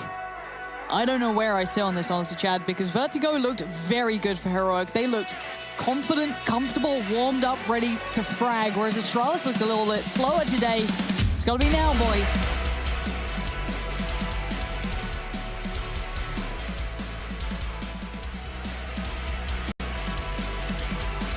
Astralis currently sitting at 5-0 on their Nuke record with Esatag in the roster. Their pick here, they had a couple of options to go for, but this is another specialty, at least in the Heroic back pocket. Let's see if Astralis, the once giants on Nuke, can continue where they left off about a year ago. Just a casual year. A lot changes in that time, but I mean, Astralis have and had a reputation on this map, but as of late, I think Heroic have shown true diligence here as well. And they're always prepared. Hunter's not in the server with them today, but he would have helped them prep for this matchup. And wow, that's a fantastic opening from Katie. And Tessa's put under pressure towards ramp. Device taking space towards yard. He will get down secret. That's going to apply pressure. They need to know the rotation's open. And Nico caught with his pants down. So he's fallen. Now we find ourselves at a 4-on-4. Let's see if they check on Tessus. I assume they will. Yeah, SSI going to check for it. Does have a bomb, but... Wow. Wow, how do you get just on Glaive? That's actually pretty maddening. The shots coming out right now are very, very sharp from both sides. Borup and Cadian now trying to find step back through. Now, Borup's over towards ramp. Cadian working, I think, through secret. Cadian potentially going to get contact towards Device first. No one holding his cross, but Device going a little bit closer towards control room. Magisk from the site. And just Cadian now, position noted. Going to be toyed with. I think he knows this one is not looking very likely. Yeah, if he can save onto his armor here, he can just buy into that scout and not have to reinvest in Kevlar in the next round. We will see Heroic go for a force buy here on the CT side. We can make a couple of notes here while we do have time. On the CT side, Tessus and Nico, they do like to wield Augs. So you see Nico over towards that warehouse position, tucking into red pole. That's a reference for you 1.6s out there. That's the back corner of the garage or warehouse position. Tessus will be using the Aug over towards the ramp position, also plays in swing. And I want to make some notes there. If you saw Tessus in that dark position in lower, he plays that in post plants on the CT, on the T side quite commonly, right? We've seen him win some clutches from there, have a lot of impact. And if Astralis are aware that he loves that, that's one of his go-tos, and he gets figured out early and constantly gets taken down in that position without finding any kills, that's going to be a bit of a problem here for Heroic. Cadian does have that aforementioned scout. Deagles aplenty. Smokes are good too for the side of Heroic here. And, well, already dropped towards lower will be Nico. You can see Tessus dealing with 4 angry Astralis members over towards ramp. This is a big kill. Nico slowed the ascent, or descent. That smoke's great as well. Timing can't be better. Yeah, now Astralis, I'm waiting to see where they transfer to now, because the approach they may would have, I'm pretty sure they would have quite liked to work off, has been denied. Magus' room has been removed. It's been kind of reclaimed by the CTs, but they're going to go for a wander through towards the outside. Now, Stown is over here. I'm wondering if that scout's gone. Ooh, Stown can make the call, potentially. Did he see? He must have, right? He definitely saw him. Ooh, you're feeling a little bold, aren't you? Nico still has his smoke here, Lauren, and that Mach 10. So this is dangerous now for Astralis. Smoke comes in. That's going to deny them for roughly 20 seconds. They shouldn't want to push through that, knowing there's an SMG on the other side. Dupree the whole time is dealing with the squeaky door vent rotation. Oh, if one of these hits was down, it does get really quite scary from the T side, even though they do have the superior weaponry. Glaive and Essetag in combination Down secret. do eventually take him down, and now there's no smokes to hinder them, but they are running lower on time, 25 seconds. It does seem as though Nico's posting up in towards the vents. See the cross. Oh, Device beheaded.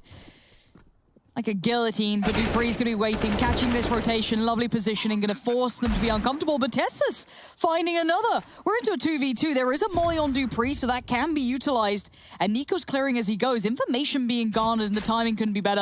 They've been seen. It has been seen, but he seems all too aware that Tessus could be here as well. Obviously, after that shot, Tessus. You can sit it. Sharp, and Nico's on the bomb. Dupree's got to go, and he's got to go fast. He doesn't know that he's not on the bomb anymore, switching to the UMP. Oh, that was the chance. Oh, the info. Molly. There's no world now. Nico's lost this. There we go. Whew. Dupree just offers his life for it. So, yeah, job done, but it's not pretty, is it? Yeah, it was very, very dicey for a moment there. You could just see how well Heroic were able to stall out Astralis. Nico with the initial kill onto Magisk in the lower site, and that forced them to leave lobby. Tessus dropped his smoke over towards ramp, corralling all the way towards yard. Another smoke in plate. This shot, the second one from Nico, he thought it was top. Like, he thought there were footsteps at top side, and they were going to go for different control. You could see he was looking in the wrong direction. Was very lucky to hit that. And, well, unfortunate for Heroic that they couldn't convert this one. It felt like a round they should be winning. I know it was the force buy, but they were in control of that for longer than Astralis was. So there's 2 big kills from Dupree. They were clutch. Will just be the upgrade of 2 pistols for Borup and Stown. The Deagle will have been dropped across from Nico, who has the AK-47. Still a deadly round on the cards here as some isolation smokes over towards window and main. As down secret, they quickly trundle. Lots of nades to work with here. Experts at this Astralis. Oh my god, Down just lifted them and Borup as well. This is deadly. Why are these pistols so good when they have them? I'm Okay. a little nervous. It should be okay. Yeah, this is good. It's gonna be over towards the top. Okay, but I'm just waiting for like the next No, problem to occur. you can breathe now. They found the gap. Astralis found the gap. So there was a lot of pressure lower. If they went into the bomb site, Nico could have shredded one with that AK-47, but by pipping the gap, which was the vent, they're able to find themselves in top site, plant that bomb, have two AK-47s, Molotov here to delay some flashes if they want to take some territory back, and the MAC-10 on Esatag to go searching. So at this point for Heroic, Nico will just be trying to hold on to this AK. If they drop towards lower where those guns went down, they'll be able to bolster this round even more so and carry through an extra bit of cash. So there's a UMP. Cadian might want to go for kills with that UMP. I don't know if Tessus wants to hold on to the Galil either. He is a ramp player, so the Galil isn't, you know, the worst weapon in the world to be using over towards that side of the map. But oh, Esatag, hello, showing a little bit of leg. Will be getting away with his life. So the bomb will detonate. Astralis going up 3-0. Nice and clean in terms of the recovery. Not the start of the round. It has been scary for them so far. This was Stown just absolutely plucked Aegis out of the air. Lovely shot there. Look at him. Boosh. What are you meant to do against that sort of goddamn like high tier aim? It's just... Ooh, lots of Astralis fans on the fan cams. Lots of shirts out to play. One of my favorite things, though, that made me feel like esports was real is walking down in Cologne. There's a, you know, I think it's Jack Jones or whatever it's called. Yeah. Like a whole Astralis stand. Just like completely unrelated to what I do for a living. Fast pace, though, from Glaive. Oh, he's been caught up in the blender. The damage. That's massive work. Esatag even going to cop some flack off that, too. And that's just perfect. Not going to let him get any sort of room here. Look at the excess money right now while we get a moment to breathe here. Astralis are just posturing themselves in this mid-round. But the extra cash for Borup, because he took that UMP, now he's upgraded to that AK. The extra cash for Cadian, because he had that UMP and would have been dropped across an AWP. Somebody was feeling very generous. And Tessus there, he has the Galil, and he's wielding that bad boy in a very filthy angle. You can see Nico tucked into that red pole position, as some old men might remember. The old folks home kicking off about that again. Yeah, this used to be a big red pole there, ladies and gents. And Tessus, there used to be a Magus up there as well. A pretty big kill, though. Trying to keep things relevant, but the damage they are sustaining doing this is almost unsufferable. There's a big Dupree's gap, 30, though, Lauren. S-Tag 18. Where do you see the danger really coming from? Ladder, there's nobody watching it right now. Borup actually has to push forward in towards lobby. So if they take ladder control, even in this 3-on-4 situation, they have utility here to lock on off that hut position. Dupree has the bomb, so it has to be a topside finish. Are they going down secret? There's 24 seconds. See what the T's got up to. They're trying to sell this. They're trying to force out a full rotation. Oh my. Okay, and up the vents we go. Okay, it's a bit wild. 10 seconds now. There goes Dupree. There goes the bomb. It's over. Nicely handled by Heroic. I like the idea from Astralis. You could see the intentions. Sadly, Heroic on the other side is just like, nah. Yeah, well, it was a good idea. I didn't mind it either. And unfortunately, I guess, one of the rotation points is the vent. So you can see two individuals, Cadian and Stown, like, all right, well, if it's lower, we're coming. But no. They're coming to us. So easy as you like. And you can see a bit of a smile on Stown's face there as they do pick up their first round here in map number 2. This is the map choice of Astralis. If we do need the third, it will be Train. A map that Astralis have been very proficient on since the addition of Esatag. Cadian, he's forward. Found a freebie right there. Needs to get away with his life. Glaive will trade on out. Nico pushing. He'll drop that bomb. And, well, in the flurry and fray of things, he's going to dip on back. Glaive finding another, the smoke criminal. Known for his exploits around the smokes. He's very, very good at using those to his advantage. Stown now has to make sure that there's no more leaks across the board here. That smoke will hold Esatag at bay, tucked in towards the T-side vent. Smoke clearing now. Peak frag. Here is Borup will finish him off. Good to see Borup carry on where he left off. From that previous map, he's been quite the sharp tact for them. And now Dupree and Glaive. Glaive does have the AWP. Tessus, the timing on that would be a miracle if he got behind them quick enough to be relevant. See if he starts running. He does now. So this is where it does become quite an interesting piece of the story. 50 seconds on the board, and he might see Glaive depending on where he's looking. For now, Glaive has somehow managed to evade vision. The timing becomes key. Nice work from Tessus there. is now Dupree. The Deagle and 3 players on the other side. Can't get past the first. Borup safe again, ensuring victory for Heroic. This is recovery now. The first couple of rounds went to Astralis. Looked quite solid, but not unstoppable. Quite close rounds. But now Heroic are back on the board. And they have a levy of cash because of those saved rifles. So just check out the bank balance right there on the Heroic players going into what should be a full eco for Astralis. Knowing they're only getting the $1,900 loss bonus in this round, maybe some P250s would be the best thing they muster.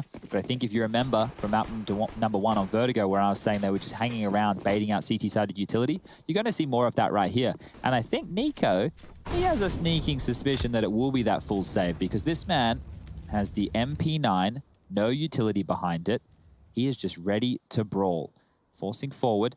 He can really mop up his unarmed opponents. There you go. You see Glave's head like a watermelon exploding on those first few bullets, getting taken on down. And, well, he may as well push forward for more information now that he knows what's in play.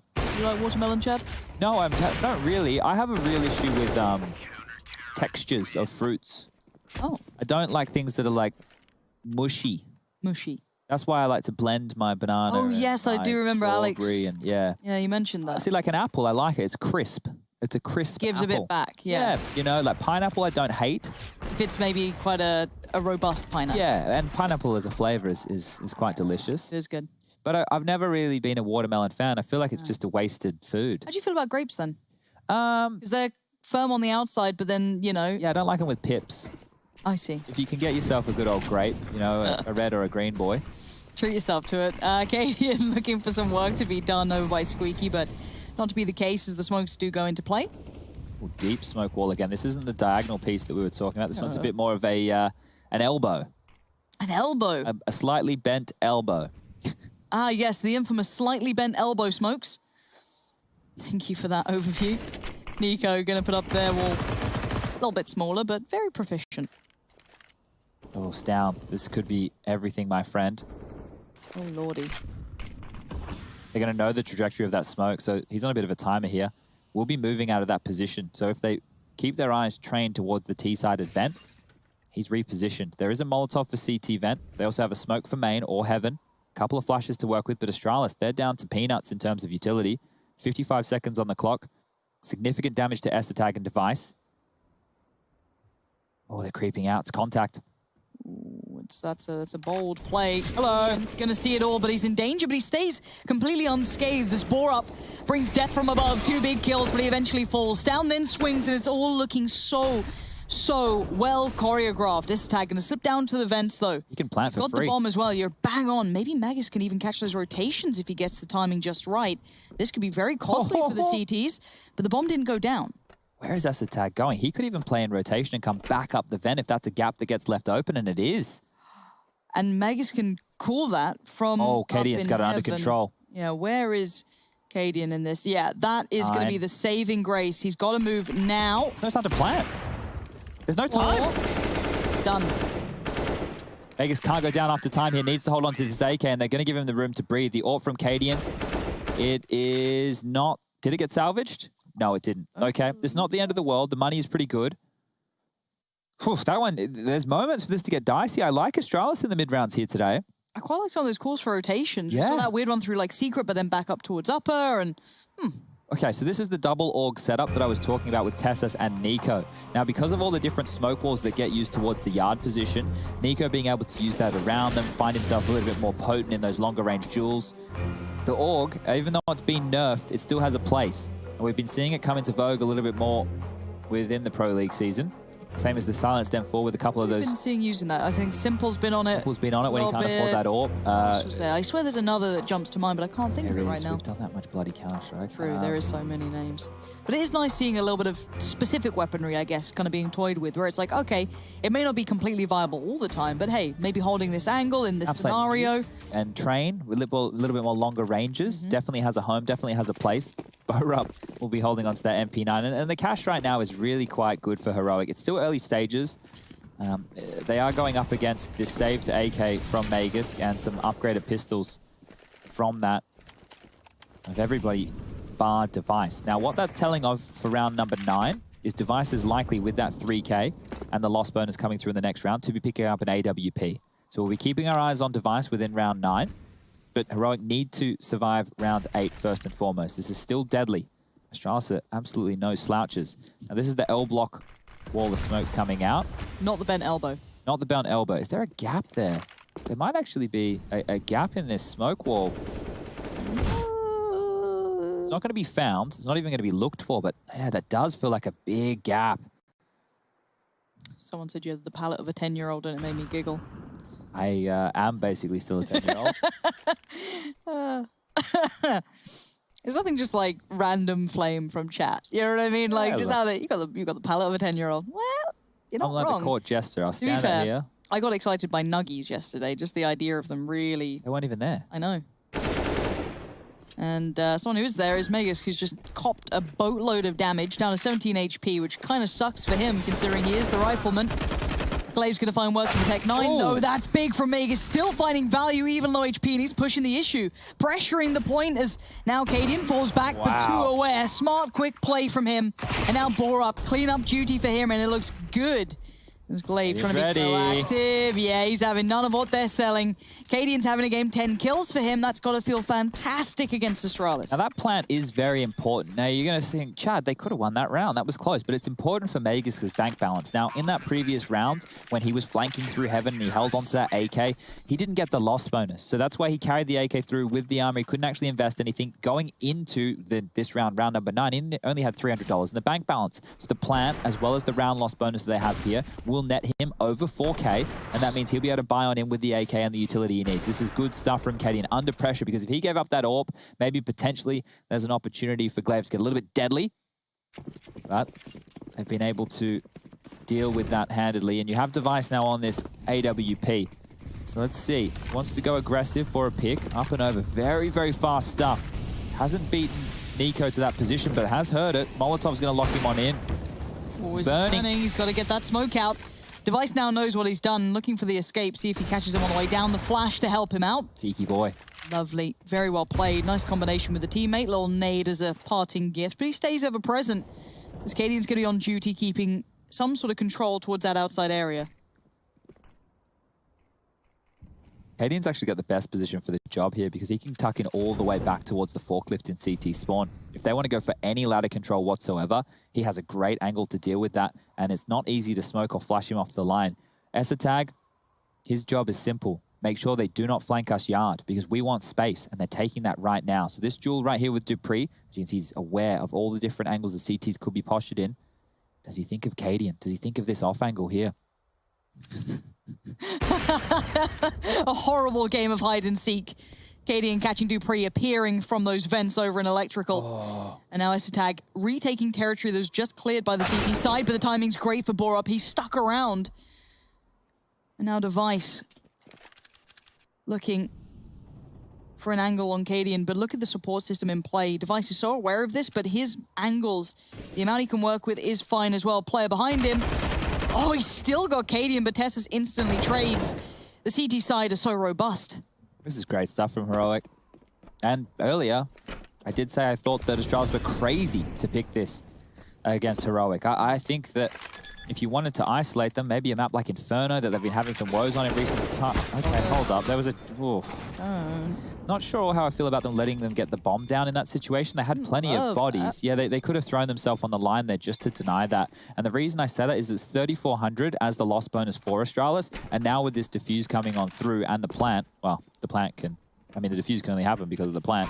But anyway, my point is... Yeah. Spiraling a little bit there. You know how it is. Yeah. My point is that if they only lost the round and had the 3,400, it's less likely they'd have a potent buy. Now with the 3,400 and the bomb going down, they have extra cash and they will be able to have another threatening round. So it is now 6 on the board.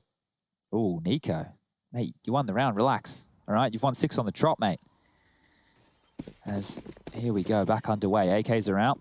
Utility aplenty. Round 10. Astralis, the magic number I used to say when they were the best in the world on this map was limiting them to 6 T-sided rounds or less. Let's see if Heroic can do that. The game has changed a lot since then. Everybody hugely proficient on the T-sides, but also the CT-sided meta is starting to shift. Nico is going to herd that fall down in the secret position. That information can be given on over, and the rotation will come through. So Stown dropping down the vent, Burrup pushing forward. There's so much on the map right now. CTs are taking lobby space. The fight will be going down with Stown. He only has a flash. How close is Nico to this? Could he get around there to help out quick enough? I'm not quick curious. enough. No, you're right. Now, Vegas did this before. Oh my God. Ties again. Stown is so quick on the trigger. And this is crisp. The man has stunning aim. But the bomb's now loose. And the T-side are left in a bit of a scenario, a bit of a situation, a sticky one at that, as S-Tag's going to find Katie, and that removes a big element. But Borup, happy to turret, stands out in the middle of the site. The smoke's keeping him safe. And as S-Tag tries to descend to help out his buddy Device, it's all gone a bit wrong, but a 1v3. Device merely 3 kills, would have to double up here if he wants a chance in this. Now he goes slowly, cautiously, carefully, clearing every step. The first player he might have to fight would be in that cubby. Oh, you're not going to do it to him. Oh, he's done it to him. Insult to bloody injury right there, Lauren. You don't love to see it.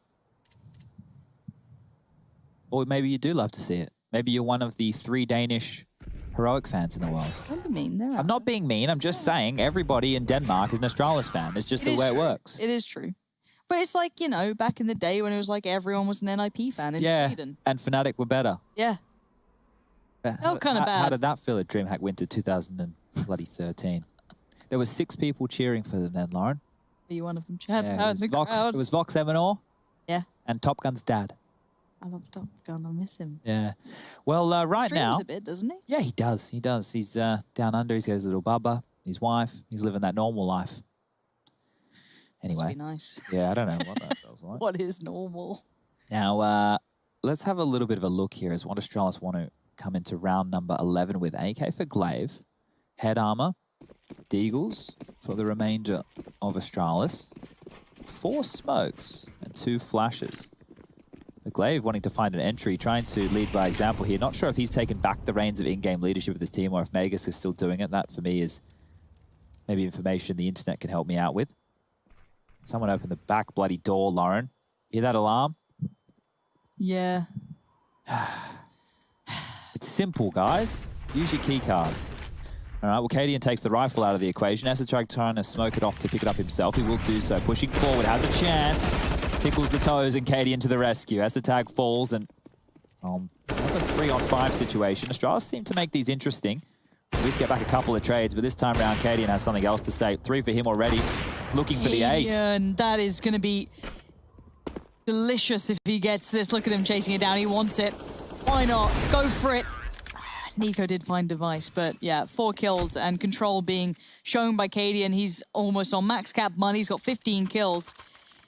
And we've said before, he has not had a good victory over Astralis. 5 years, he said.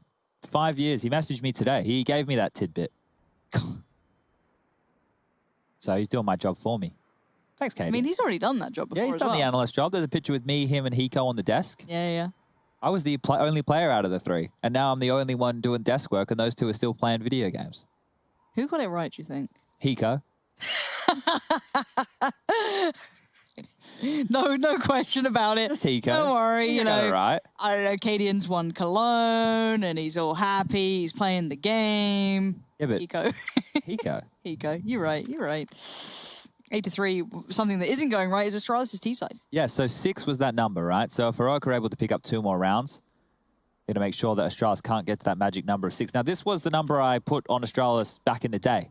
Now, I'm also quite curious, Lauren, because if Astralis lose here, that'll be their 2nd loss within Pro League. After their 1st loss, they had Bubsky instead of Esotag, and then they swapped out Bubsky for Esotag. So I wonder if they lose it today if they swap out Esotag for Zipex. That'll be a curious one to keep our eyes on with the 7-man roster, but still lots of Counter-Strike. Just, you know, bring them back. Now, round 12, AK's out. Utility good. Slower approach from Astralis here. No early wall smokes towards Yard. Just posturing up in a little bit of a default. Glaive going searching, seeing what he can find.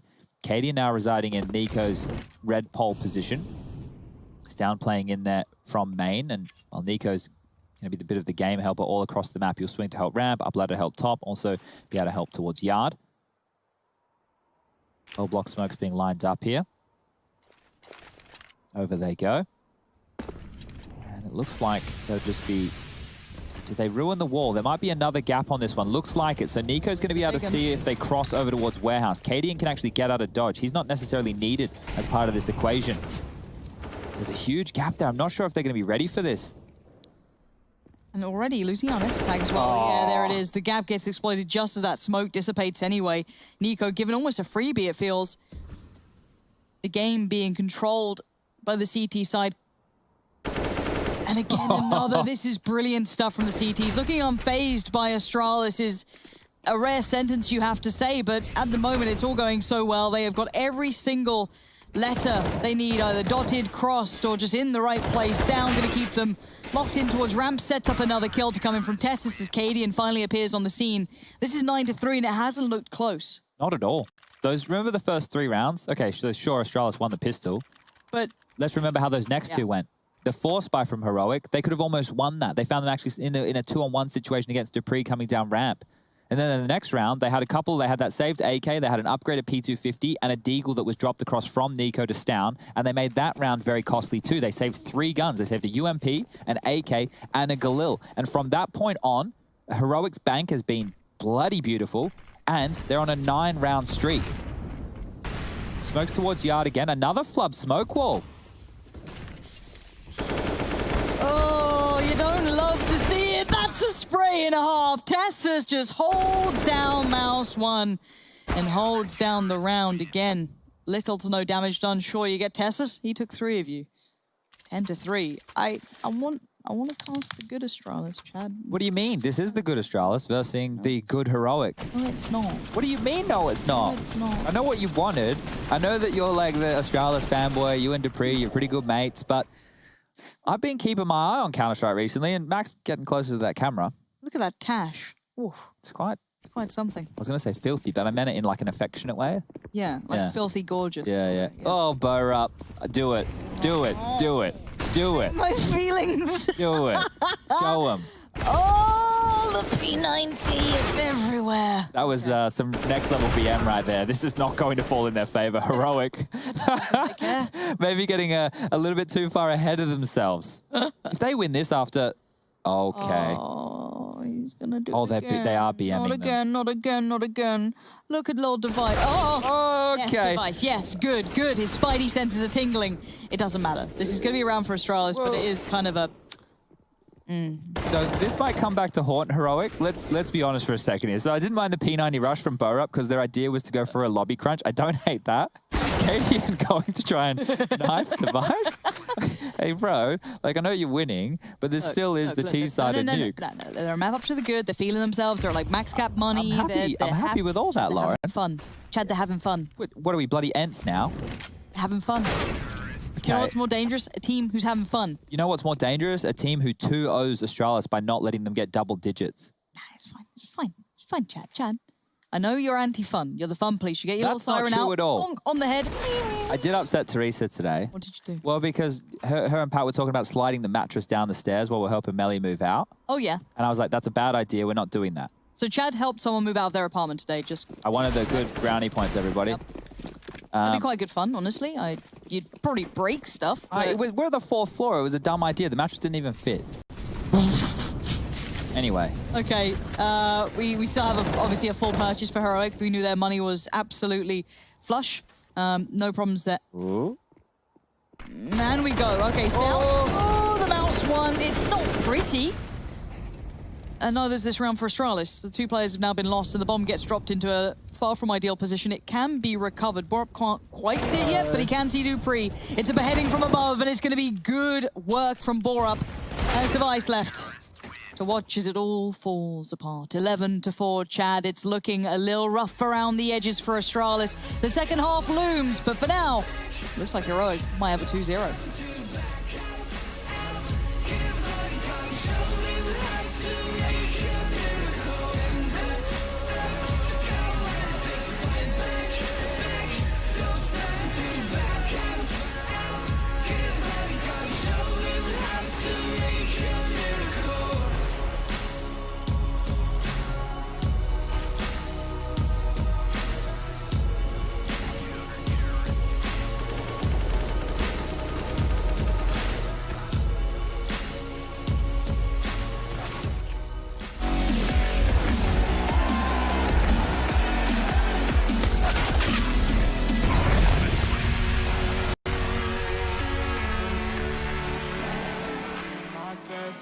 doing something that can last. You make me feel like I'm okay. We both know that you feel the same. Ooh, baby, I got nothing else to prove.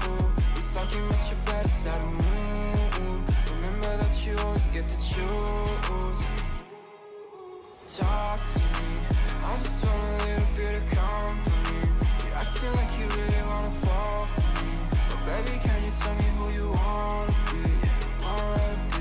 Talk to me, I just want a little bit of company. You acting like you really wanna fall for me, but baby, can you tell me who you wanna be?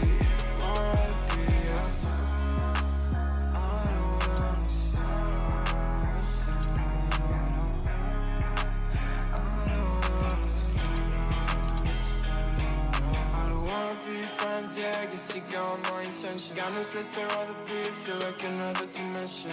I don't wanna talk, baby, you should let it go. I don't wanna go, let me stay a little more. Talk to me, I just want a little bit of company. You acting like you really wanna fall for me, but baby, can you tell me who you wanna be?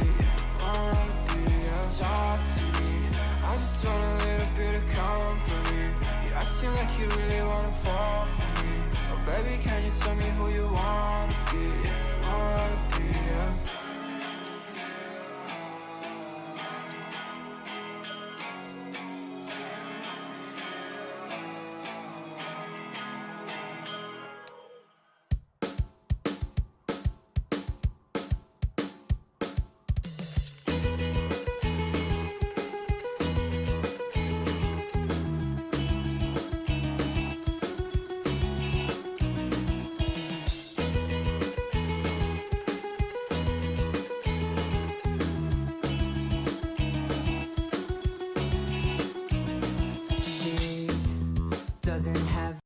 time.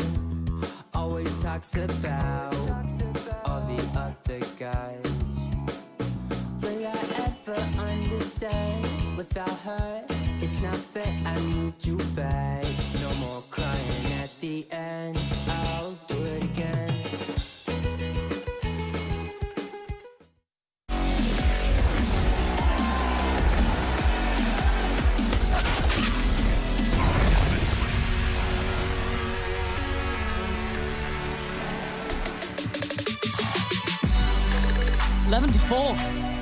Heroic, living up to the name. Honestly, their performance so far has been wonderful. They've been confident, they've been clearly having fun. Even, you know, if Chad hates fun, it's fine. I hate fun. I love winning, and there's nothing more fun in life than winning. You know, they say something about the journey, not the destination. They lie. Who are they? Tell me, Lauren. Well, I can tell you something. Astralis. They're the people who are up 11-4, Chad. Yeah, GG bet. How's your odds looking now? We've got Astralis. 5 sets of Kevlar straight towards top. Out they go. Denied at the door. Magus gets one. The trade is going to come in there from Cadian, but it looks like Astralis might be riding the ship here on the pistol. Oh, Cadian down the vent. That's going to be heard, but they're all on top. Yeah, but he's got the bomb, and he's away. Where's Nico? Oh, Nico. Oh, Nico's position's great, but does fall. If he was able to get one, that'd be perfect. Try to isolate one quickly. Can't get through the door! Oh! That could have been everything. It could have been 5. It could have been the ace.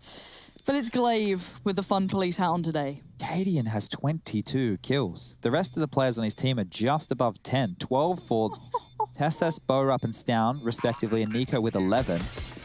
Cadian, I can't even imagine the reaction we would have gotten from Cadian if he won that round. That would have been, he would have picked up the monitor and thrown it out the bloody window. You'd have to edit that first frag a little better, you know what I mean? Like, a little bit of editing, maybe third person on that or something, but... He spun and got Oh, it was close. Boy, okay. Well, he planted. And he got 4 kills. So check this out. 3 AK-47s, 2 Deagles. Decent chunk of utility against an AUG. 2 M4s, MP9 and a FAMAS. Astralis need to weather the storm, and they did so in the first half.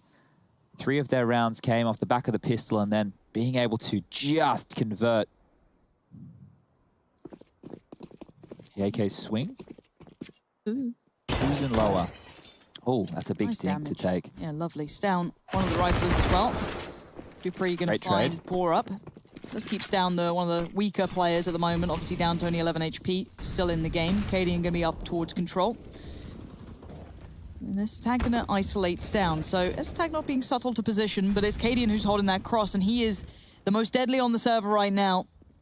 He's having a ball terror of the game. He wants more, Lauren. They're not even... Okay, Device. Device has been... Oh! No. What a fumble. There's no way he meant to fall there, surely. Oh, no. Maybe he did. Maybe. Either way, Tessus just had the luckiest pickup of his life there. Cadian's still on the lower side. Estag now needs to find an avenue to get it towards top. Making noise in the vent. That's going to be heard. Tessus locking this down. Jiggling on the ladder. And he falls. Cadian, 3 massive frags. 2 for Tessus. Round 12 on the board. I don't know if Device meant to fall off then or not. I don't know if it was just... He still assumed it was low. Moment there, though, as he is in the air and he sees Tessus, like, crouching on the side, it's like, oh, shit. Like, wow. Let's... Oh, he did mean to fall. Okay, I thought he just slipped off. Wow. Oh, okay. Wow. Forced by now from Astralis here. They're on the ropes. Yeah, they lose this one. They're going to be 13 to 5 down. They will have to take a save in round number 19, and that means likely 14 on the board for Heroic. It is Deagles. Damage done early. Glaive taking a chunk. Magus even more so. Device being tickled.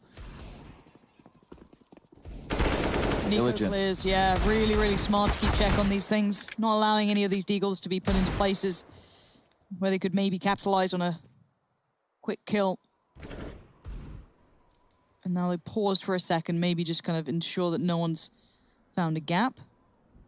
Smoke going in. And Megas clearing through lobby. No one's there, so this could help them kind of feel more committed to the lean. Tessus in a little bit of danger, but not too much. Device obviously just with that Deagle. Yeah, Tessus here. Well, doesn't even need to deal with Device there. The Molotov will do it for him. Megas, we saw his flanks on Vertigo. He's going to do something absolutely nuts here to make this one work. Pistols in the back. It's never the easiest. The first one lines on up. Nico down to half HP now. 48 seconds left on the clock, and the descent towards the lower side of things. Tessus has taken ladder control. We have the rotation over towards B. That's going to be Dupree now, tucked on into the bomb site itself.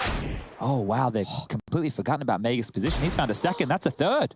Oh, my God. That's a fourth. Megas has made that look gorgeous for Astralis and maybe saved them for another round.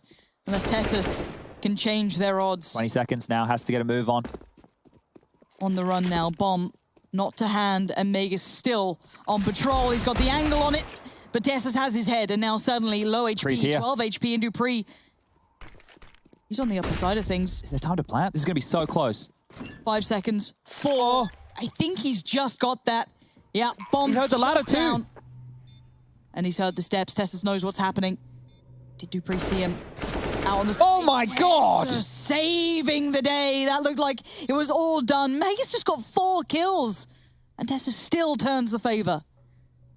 How did that even happen? It didn't feel like that was possible. They knew Megas was up on towards the silo, and then Stown comes up secret, completely forgetting about him, and he punishes. This is the opening onto Cadian. Next minute, Stown thinks he's disappeared in plain sight. Well, he's still got that covered and follows on through with 2 more massive frags. And then Tessus with 20 seconds left on the clock as this kill comes on in. I don't know how he got this far out. Oh my God. 12 HP for the final kill. He has just saved Heroic here from what could have been a spiral. Look, things are looking great for them, but to win a clutch like that, if you're not fired up now on the Heroic side of things, look at what it means. They're here to play today, Heroic. They're not messing about. This is the eco now. This has to be the eco. Megas, because of those 4 kills, that's 4 times 3. Add the zeros. There's a bit of extra cash there. Quick maths.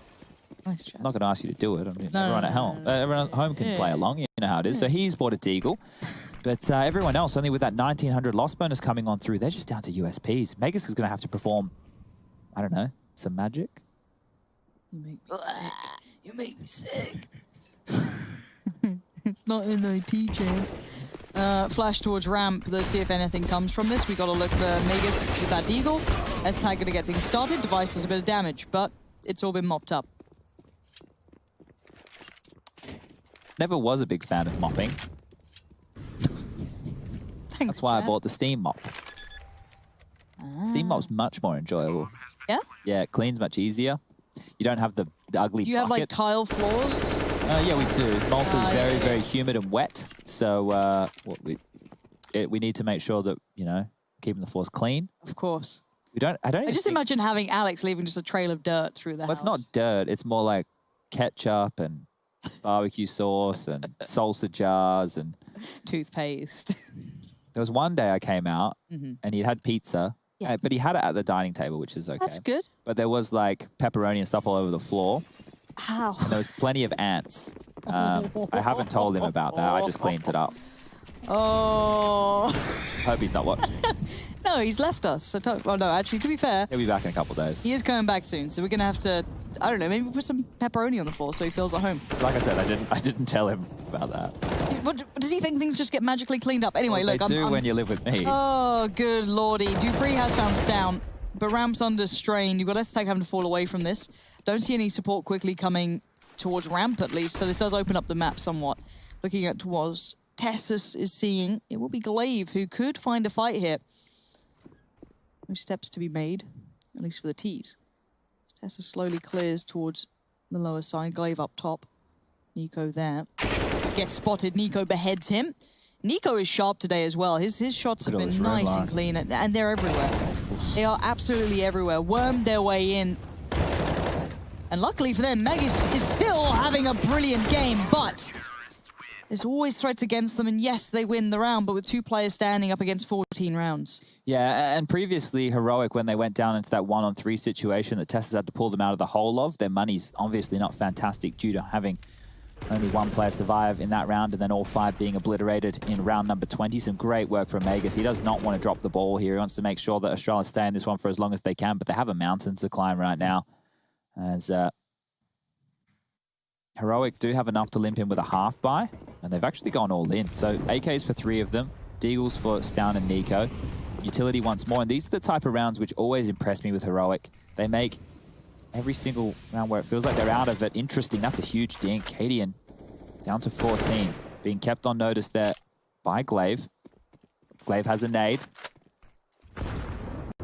Even more damage being done. Cadian's actually tucked on out of contention for any more of this. This is all right. They have taken the space. So they're across towards Secret.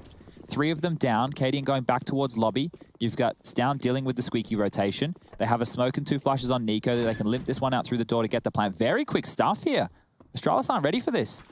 No, they don't really have much to say about it. By the time they've already taken over lower, no one's that nearby. S-Tag's somewhat locked out. Stown trying to capitalize on any players maybe slipping towards Vents, but only had the Deagle to do so he can't get it done, but Cadian can. Effective on 14 HP. Now Tessus pushed up towards Ramp, holding back maybe 3.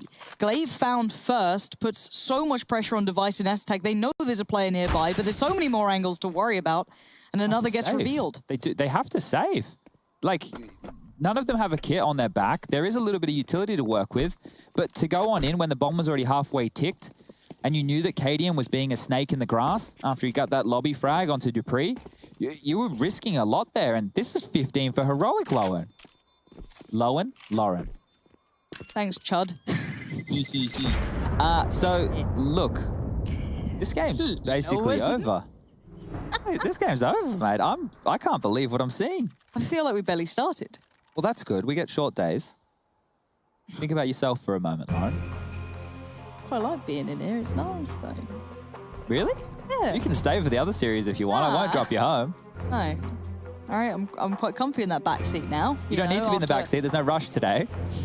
And I'm not driving you around like a bloody Uber driver, so... Nah, back seat's mine, mate. That's all it is. Okay, well, Estag, we were mentioning coming into this, one of the highest-rated players in the tournament, the highest-rated player for Astralis within their EPL run. He's down the bottom there with only 6 kills, so... Struggle Street. I was going to say for the Danes. Well, on both sides, both have red logos. Things are getting a little bit confusing out here, but one of which is poised, and one of which is the ESL 1 Cologne champions of 2020, and that will be Heroic. 1 round away, and this is going to be a giant for them to slay. This might even mean more to them than some tournament wins that might be on the horizon. It definitely does feel like something they put a great deal of attention towards, and that's no discredit to other games in these scenarios, but I mean, this looks like Heroic proving a point. It's not just winning a game, it's personal. I'm sure it is. You know, you've been living in this Colossus's shadow for so long, and maybe not even rightfully so to some degree. Well, they built the framework for Counter-Strike to be played at this level, and Heroic, they're running with it, and they're making it look fantastic here. As early damage done to Nico, who's carried across that MP9 from Cadian in the previous round. AK's out for the other 4 of them. Cobbled together will be an MP9 for Dupree, scout for Device.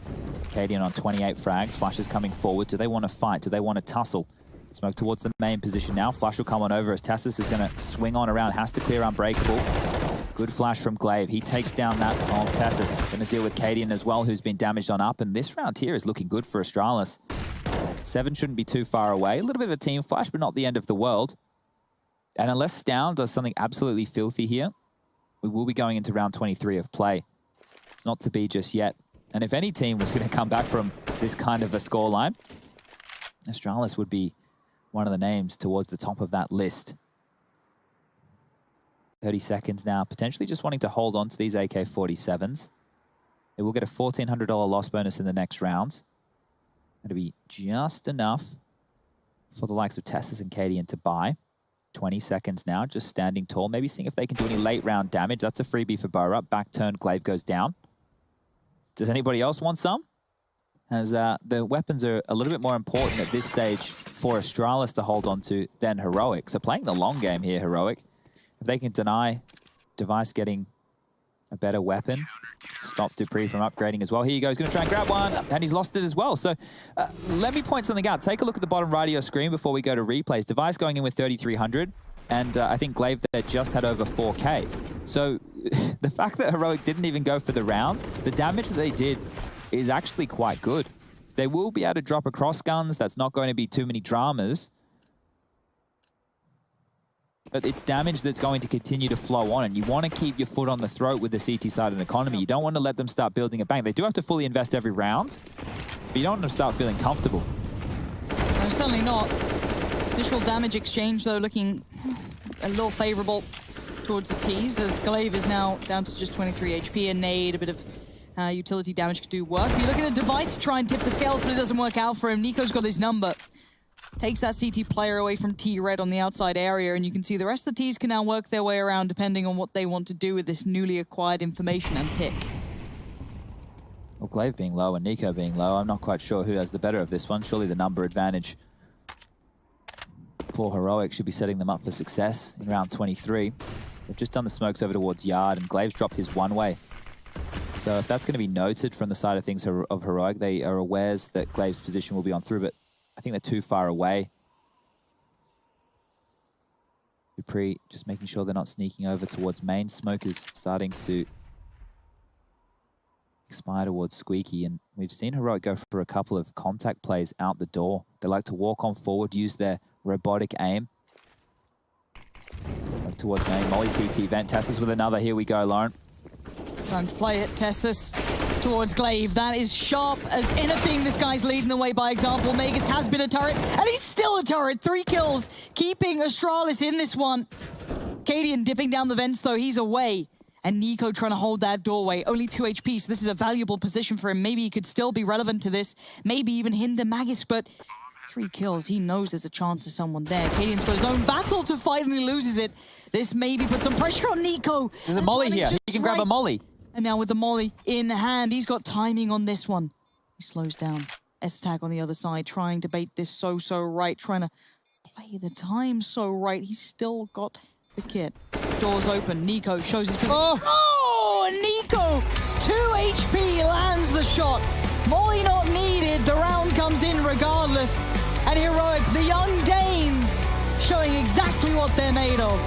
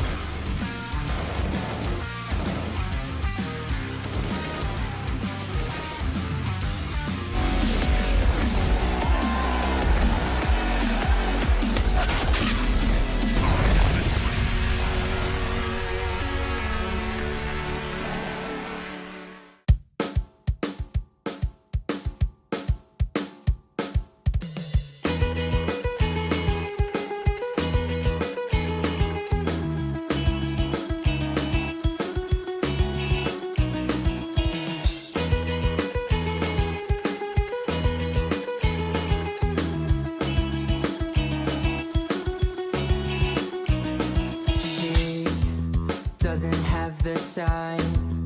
Always talks about all the other guys. Will I ever understand? Without her, it's not fair. I need you back. No more crying at the end. I'll do it again.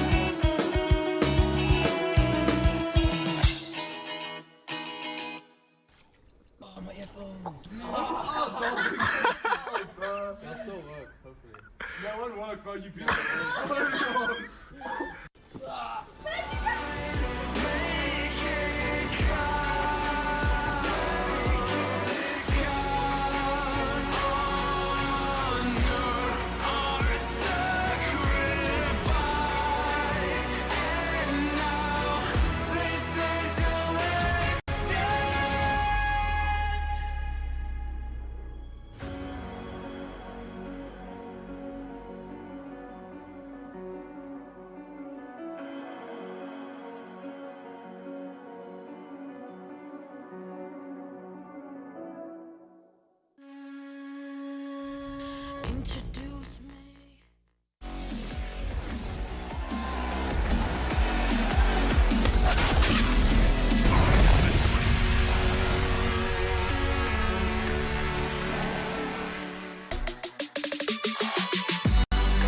Well, that was kind of quick. I feel like we've missed something. I don't know, but that was... Did we miss something? I don't know. It just feels like there was meant to be more to that. No, there will be with the rematch that we get later in the tournament double elimination bracket. And then Astralis, you know, maybe it'll be more than just old boy Magus in the server laying down. He was fantastic, right? But look, I want to just give all the credit to Heroic, right? 100%. Because coming into today, GGBet, and I'm sure the majority of people out there would have Astralis as the favorites just off of namesake, right? But you have to look at recent Counter-Strike. You have to look at what we know Heroic can do. And then that extra driving factor of the little brother to Astralis, right? That's the way that they're touted to be. Well, they've come out here and they've proven a very big point. Back-to-back 16-7 score. Actually, was it 16-7 on the first round? I think it was. 16-7, 16-7, right? That's a spanking. That's a hiding. They got absolutely beat down here. I mean, as much as, yes, we have to look at recent performance, it's not like Astralis has been bad either. They played very well during the Pro League. They played very well even outside of that, but obviously Cologne wasn't great. But in those big moments, it has been Heroic recently. So, I mean, in that essence, when the pressure's on, it does seem as though Heroic still have proven they have the upper hand. And I think the bigger thing to me was this didn't just look like a walk in the park. It didn't look like a normal game between two Danish teams. Sure. It did feel like that we've got a point to prove for Heroic, and they stepped up and delivered in multiple ways. We've had 3 different players now having highlight games on Vertigo coming in. We had Borup looking fantastic coming out there. Well, yep. It's down on point, and then obviously in Nuke, you can't ignore what Casper was doing. Cadian was nuts. Yeah, and I just want to reflect on Nuke a little bit more. The way that this map kicked on off. Yeah, sure, Astralis win pistol, but then the next two buy rounds that we had. Well, not buy rounds, the force buy. That was so competitive. And then the saved AK and the P250 and the Deagle, they made that one look dicey as well. So really good stuff for Heroic on their CT side. Tessus with that 1-on-3, able to save them from, potentially Astralis getting double digits. But at no point did it really feel like, in my opinion, Astralis were in this game today. You can check the frags. Dupree with only 18 kills. Esatag was one of the highest rated players from the group stage, only with 19. Cadian absolutely went beast mode on that map right there. He was going off on Nuke. So great stuff to Cadian, great stuff to Heroic. A huge victory for these guys in the development of their team. You're spot on. And I think the point you brought up earlier about this has been not necessarily like a bogeyman team, but they hadn't had a victory over them, right? They hadn't been able to prove, hey, I get it, Astralis, big in Denmark, but we're getting the results, the results should speak for themselves. And someone who can speak for themselves is Cadian. We should be calling to him right now. How you doing, buddy? You there with us? Yeah, I am pretty damn happy. Congratulations, man. Chad, do you want to read this one? Well, look, we've been, posing this one for the viewers at home from the narrative standpoint that this is, Astralis, the best team to ever touch Counter-Strike, and then Heroic, the Danish little brother. What are you showing us? Oh, the logo. All right, Matt. We got it. We got it all over the screen. Don't you worry about that. I don't think people are going to be forgetting the name anytime soon. But what does this type of a victory mean to you guys? Like, what position were you taking coming into this? Because it felt like there was an extra bit of fire in the belly today. Well, to be honest, there was a bit of frustration within the team surrounding the talk about this game. Like the deepest amount of respect for Astralis, 4 times major winners. They have way more achievements than we have. We can't even compare our names to theirs at this point yet. But to be mentioning them as so huge favorites as everyone was, like 85% was believing in Astralis. They gave like 340 back on odds. And they gave like we gave that three times 40. Like no one believed that we could win. And I mean, we're number 2 in the world on HLTV's ranking. We're number 1 in ESL's ranking. Like I think that's kind of underestimating us at this point. Yeah, and definitely so. Don't worry about it, mate. We definitely didn't sell that story from this side of the desk when you go back and watch it. Now, you and I were having a little bit of a talk about the veto earlier today, and they went and did something which I was saying I thought was crazy. They picked Nuke into you. Were you surprised? So, I mean, we knew that Nuke would be the 3rd map. We were, to be honest, not expecting it as a pick. We were expecting that they would go more for like Overpass or Train. But we expected Nuke as a 3rd map, so we had some preparation for them. But like you said, Sponge, I think it's quite of a crazy pick against us. I think, without knowing it for sure, that we won like, I think 10 out of the last 11 or 12 Nuke games. So yeah, it's definitely a big comfort for us. We often pick it ourselves in the best of 3. Yeah, so since you guys have come back from the player break, you're 10-2 on Nuke, right? They're 5-0, sure. That's been on a streak that they had within their Group B, where they had a lot of dilapidated teams, right? Fnatic not looking great, NIP not looking great, FaZe looking pretty rubbish as well. And when you put all that in consideration, that's why I was saying I thought it was crazy to pick Nuke into you guys. We tout you, right? We have a bit of a nickname for you guys. We call you the Fakey Boys, right? Because you're all over the map. It's really difficult for teams to keep tabs on you today. But Nuke was a different story. You got to start on that CT side for once, which, you had an absolutely huge performance there. Were you just super fired up as that was going on, or the kills just came your way? Sometimes I feel like I hit that groove, especially on the CT side of Nuke. Like sometimes I have those games where I'm just like, the half is over, we won 10-5, I'm 7-7 as an AWPer. Didn't really do much, just hold like the gaps in the defense for my teammates. And other times I take more initiative myself to be like an action impact player. And then if I'm hitting my shots up, obviously it works out. But we also have a lot of setups where I haven't been playing that aggressive, where I've been very passive.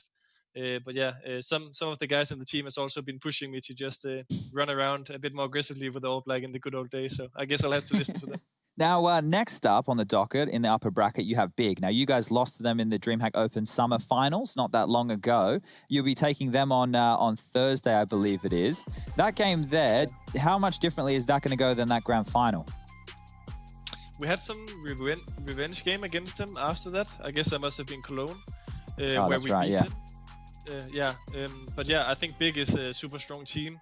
In my opinion, they could be the best team in the world right now. I know they had like a bad result at ESL Cologne, but looking at the last 3 or 4 months, they have been stable in terms of having the right players perform, at being tactically well found.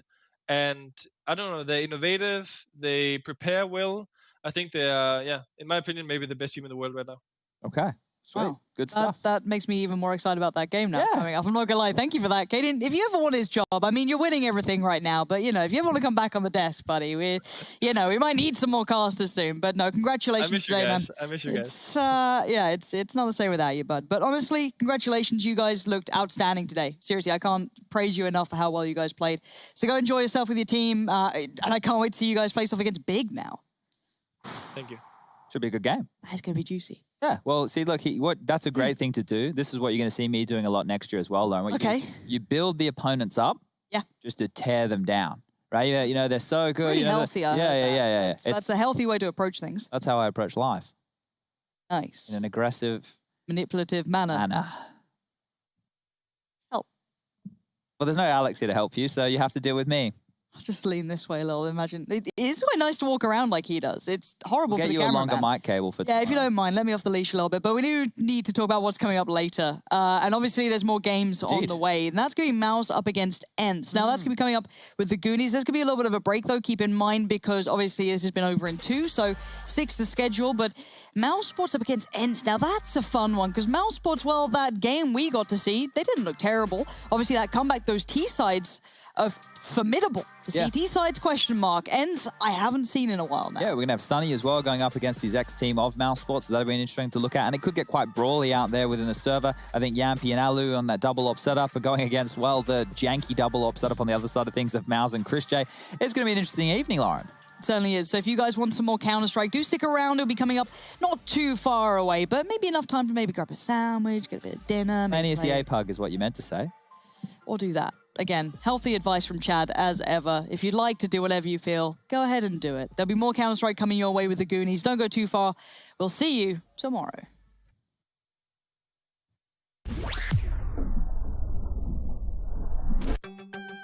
Hey guys, I'm going to show you how to take long.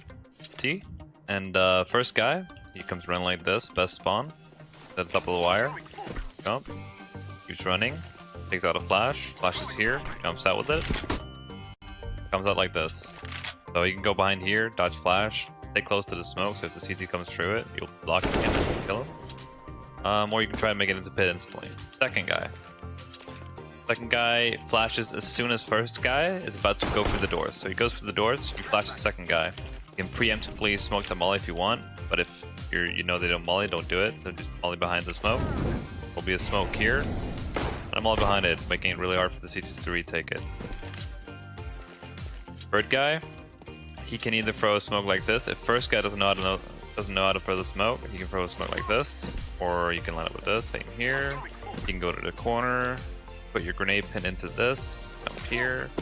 Those 3 ways you can smoke, and then he'll do these flashes. I personally enjoy this one more. And then you go here, throw these flashes, go to the wall, go up from the blue to here, throw the first, and then you have a fourth guy, usually the opper, who's gonna take a shot, takes a shot, comes as well, and he'll be ready to throw the other one. So you throw there first, you throw like this after. So it goes something like this, guys. This is the flashes you want, like this. So he throws first, second, third, fourth. That's kind of like how you want it to go. Then you want the op into pit, come out. If they didn't fight for long, there will still be a smoke on the corner. You can probably just get into pit for free. If the smoke is kind of failed, you can throw a molly for car to make sure that you're not getting off from car. Just go on top of the barrel, aim at the top of this, jump throw. If you have a flash, usually the first or second guy has a flash, and if you have the fifth guy who's not lurking in dark or whatever, he can flash for you. Flash here. The op comes down in pit. Now you want to do the smoke wall. These two. So the first lineup is you come here, you aim a bit to the left of the thing here on the curve. So on it, to the left, then you run just one step, jump throw. The other one in the middle here, you aim directly at it this time, just aim at it, and when you come down from this step, you just jump throw. So that should be your wall. Once you have the wall, you can just move up while the op is holding you. Get all the way close, and then you have someone throwing flash or 2 in the back. while he's dodging here, waiting for their flash. So if someone comes through, he's ready to turn and kill them. And he's flashing for the two teammates who's either sneaking all the way up and gets flashes, or they're just running past fence. Yeah, thank you guys for watching.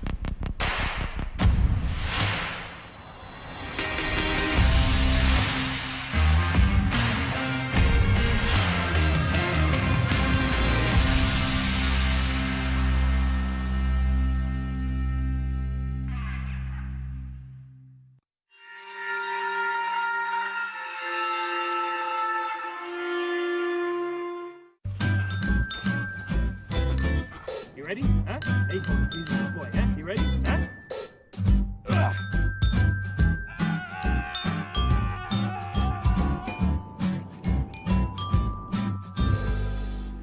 Start your esports career now at play.eslgaming.com.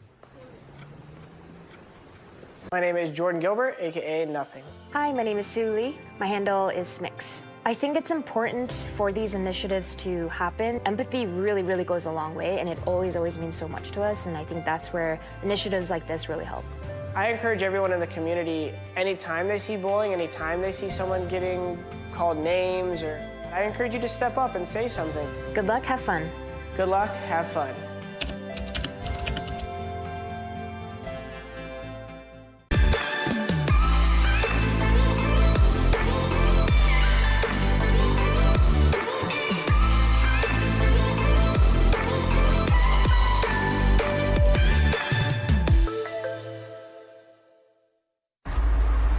The stage is set. From your home to the arena. We proudly support the living room champions, like we do the champions of the world. Providing you with the best tools in your pursuit to be a star. Euronics, official electronics retailer of ESL Pro League. Everybody loves an underdog. Who needs to be liked? Mountain Dew Amp Game Fuel. Victory in a can.